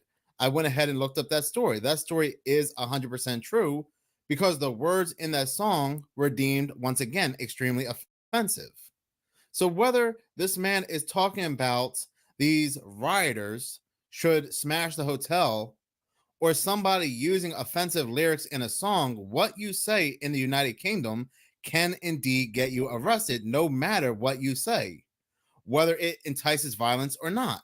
Like, imagine if something like this was here over in the United States, which again, this will be here. This will be coming because of the whole 2030 agenda. The 2030 agenda is not just for one country to follow, but it's for all countries, including the United States. One government, one law, one rule. There will be a time in the future where I'm still talking about Trump's rally July 13th, and I say, we have further proof that it was Jackswell Munthrick on the roof and not Thomas Matthew Crooks, and all of a sudden I'm hearing, boom, boom, boom, it's the police, open up, we got the gloves on, get ready for a full cavity search, that they are going in deep. And after they do the full cavity search, they take me away and I'm never seen again. Now, more than likely, it probably will not be that extreme, but you never know. You never know what the future holds in this crazy world. You can have somebody say, I don't like all these illegals coming over here and our tax dollars going to these illegals. Can our tax dollars go to United States citizens and our veterans? And police will come knocking at their door because what they said could be considered hate speech to illegals. Wild, wild times. Very crazy. Now, it's not surprising. This is not surprising at the least, but it's still, like I said, it's still very crazy to see in real time. But I do want to hear from you. Please do comment in the comment section below. And what do you make out of this story? Once again, thank you so much for watching. If you like this,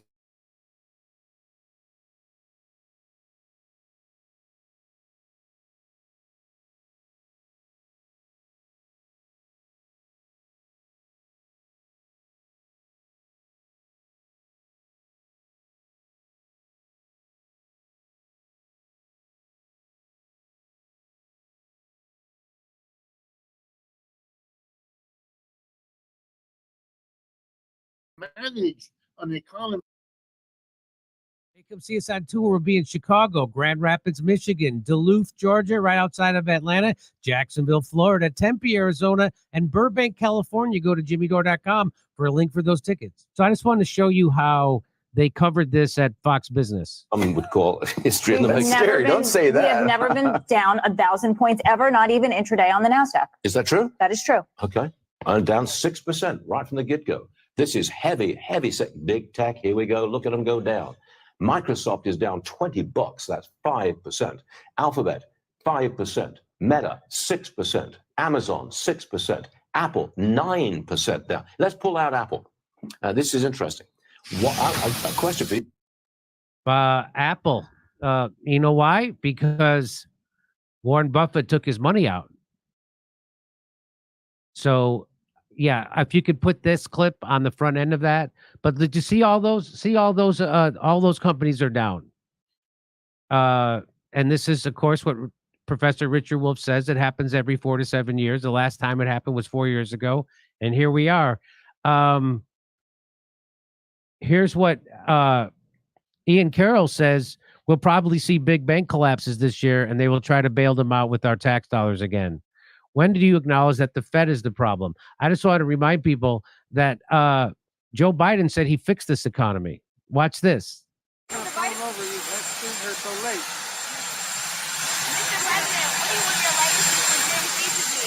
So they ask him, Mr. President, what do you want your legacy to be? And he's going to say, I fixed the economy. I cured the economy. I cured it. What are you going to call it? And the environment. He cured the economy and the environment. It's all cured. It's all cured.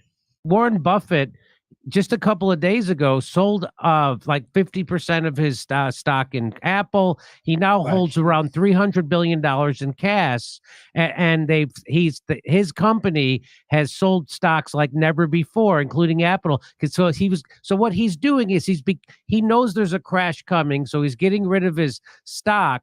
And he wants to have a lot of cash on hand so he can buy up a lot of stock at bargain basement prices. That's what that's about, right? Absolutely. And listen, Warren Buffett's a smart man, and most of you watching are just as smart as he is. He understands that if he releases the information a few days ago, which he is required by law to do, that he has dropped his holdings of Apple by 50%, it's a screaming signal. Get out of the market. This guy who knows what's going on, he's just gotten out. That's not a signal for people to jump in. That's a signal for people to say, whoa, time for me to pull back. And the irony is his action can control what happens in the market. He's got so much money, such as the $277 billion, that any which way he goes, drops the price of Apple because they can't find that many people to buy the shares that he's trying to sell. So he's what's called a market mover. He can move the market. Knowing what he's doing, of course, leads him and his associates, he's never alone, to understand that if he dumps Apple, down will go Apple, down will go a whole bunch of others, giving them the opportunity to take the money they got from selling Apple here and buy back twice as much of it for half the money, 3 days later, making a profit that will take him into $300 billion. It's becoming obscene. One person is shaking the entire economy. You and I are sitting here trying to figure out. Meanwhile, he's sitting there having the 14th mint julep or whatever it is he drinks and making decisions that are overwhelmingly, look, that's not democracy. Giving some people that kind of power while the rest of us are spectators at our own economic decline, that's not a democratic economic system. Look, capitalism has been unstable from its birth. Every 4 to 7 years, the National Bureau of Economic Research, a government body, tracks them. Every 4 to 7 years on average, it crashes. That means you're going to have a bunch of them in your lifetime or my lifetime, Warren Buffett's. What kind of a system is this that we're either in a crash or worried about it? Every president wonders, is it going to hit and drive me out of office? Is it going to hit a little differently and put me back in office? It's a roller coaster. We're not children. We can work this out. We can manage an economy not to do this to ourselves. That's the horrible irony here. It isn't happening like hurricanes. It's something we can control.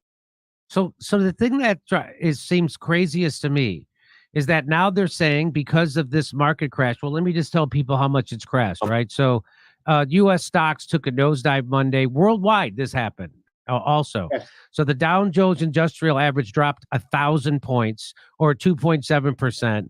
By 3 p.m., the Dow was still down more than 1,000 points or about 2.6%, while the NASDAQ was down 3.8%, and the S&P 500 posted a 3.2% decline. So what they're going to do now, now they have the Fed chairman, Austin Goolsbee in Chicago, the Fed chairman in Chicago, he said that the interest rates are too high, right? He says the Fed's job, this is what he says, the Fed's job is very straightforward: maximize employment, stabilize prices, maintain financial stability. That's what we're going to do.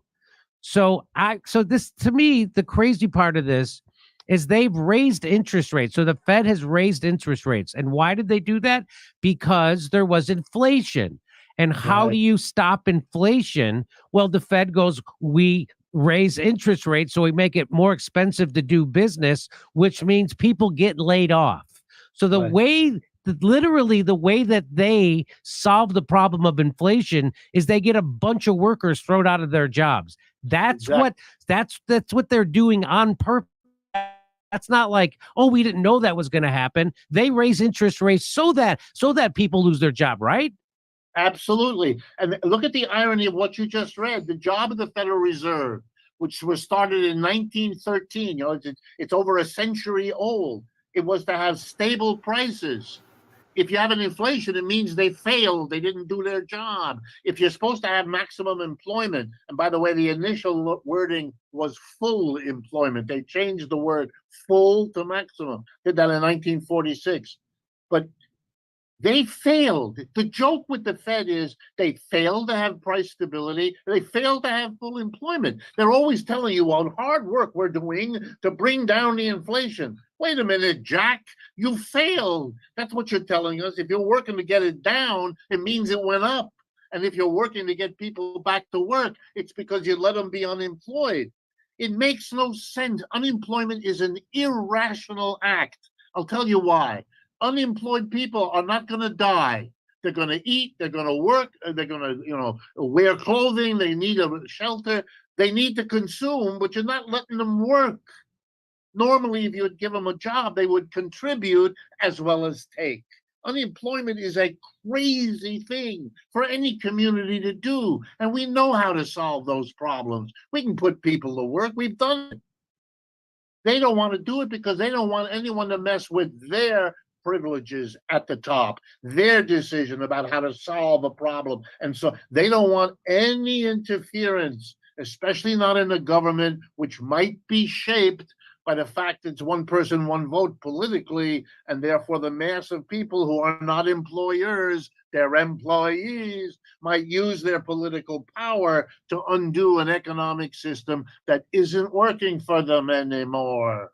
So when there's inflation like we've had, right? We had the biggest inflation in the last 20 years, and that was most of that, I'm going to guess, I'm going to ask you, was caused because corporations decided to start gouging their customers and inflating their prices, and corporate profits are through the roof.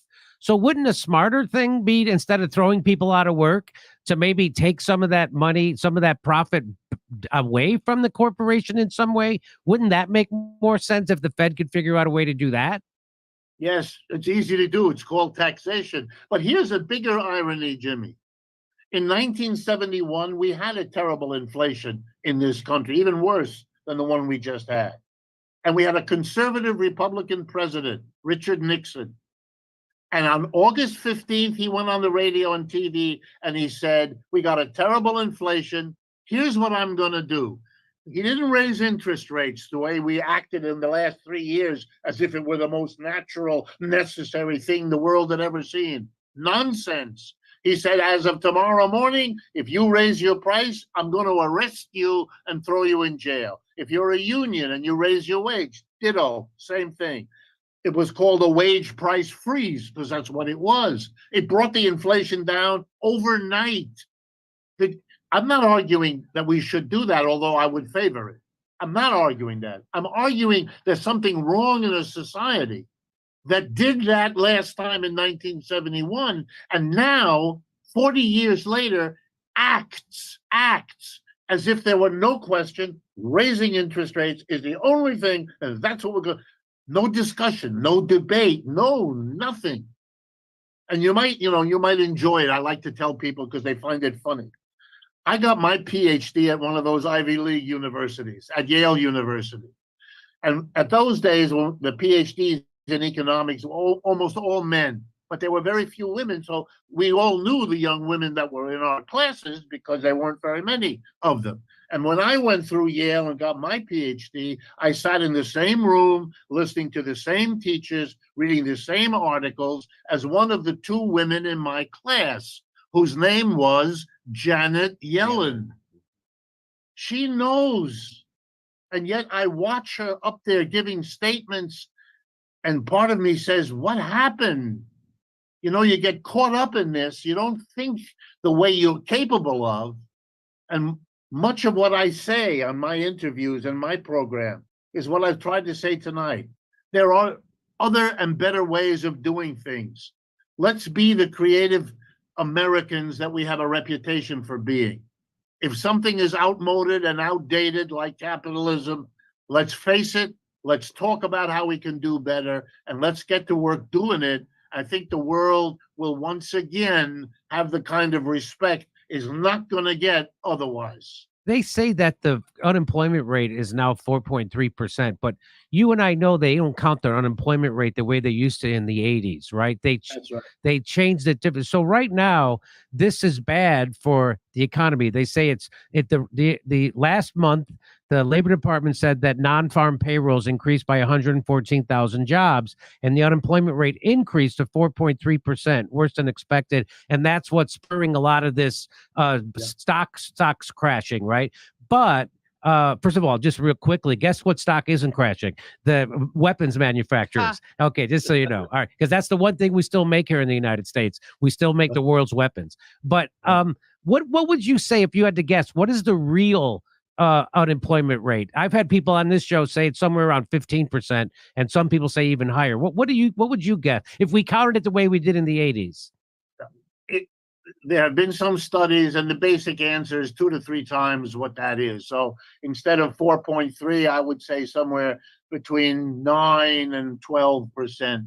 If you count all the people who've given up looking, if you count all the people who are temporary workers but want a full-time job but can't get it, if you count all the people that are under the table, where there's no registration, they're not legally counted, but they're crucial, which in certain industries like fast food or construction is a significant part of the workforce. And then there's all the immigrants who are afraid to be counted because their status is shaky, and so they make a point of not doing it, which allows the employer to get away with not paying them or paying them under, all of that stuff is going on. And you'd have to really be very much careful not to. These are the minimum numbers. They are not an adequate understanding of how many people there are who want to work, but for whom there is no job. And another funny thing they do every time they come out and say, hey, we added 114,000 jobs, about 2 or 3 months later, they come back and go, hey, you know what? We got that wrong. It wasn't that many jobs. It was way less jobs, right? They've been doing that now for almost 2 years straight. Am I wrong about that? No, that's correct. In fact, now every month when they issue the data for that month, they tell you, here are the corrections for the 2 months before, and those can be very big, so you can get these headlines. We did it great and low unemployment, because the headline is what this month is. The headlines don't include the corrections from before, which can be bigger than the increase this month. So it's played with. It is played with by Republicans to make them look good, or Democrat, whoever has to defend these numbers massages them, is the polite way of saying it. Well, so how do you have I've been predicting this coming. I took my money out of the stock market. I put it in gold. I didn't know where else to put it, and I put it in T-bills. My retirement money, right? I don't want to wake up one day and have my 401k be gone. I don't need to make money on my retirement. I just want it to be there when I retire, right? So how bad? I feel like a genius right now when this is happening, because I've been saying they've been holding this economy together with duct tape and bubble gum because they wanted to get it to the election, and it's not making it, right? So now it's starting to tank. And do you think this is going to be as bad as 2008, or do you make those kind of predictions? You can't do it. I would urge you, if I start making predictions like that, don't listen to me. And if you hear anybody else do it, nobody knows. Every one of these is unique. The only thing we know is that this is a system prone, on average, every 4 to 7 years to do this to us. The last big one was in the year 2000 when the pandemic hit. We had a terrible 2020, sorry, yes. So we're now 4 years, right? We're at the beginning of the averages kicking in. So my advice to anybody who asks me is, at the very least, be extremely cautious, because this is a situation in which you can lose your shirt. You said 3%, 4%, that's all correct. But there were specific stocks and groups of stocks that did much worse. If you happen to be invested in those, you are really in trouble now. And people who want to change the Social Security system to make it stocks and bonds, you could lose your entire retirement. Don't do that. That's a safety. You know, be caught up in capitalism is to be caught up in a fantasy that things only go up. They don't. They go up and they go down. And you better be aware of that. Otherwise, you'll make unbelievably dangerous mistakes. So my advice is go buy Raytheon and put your money in war and death. And we big have pharma, too. And big pharma. We have a death economy. Yeah. And anyway, everybody should check out your new. Cool, figure. Follow me.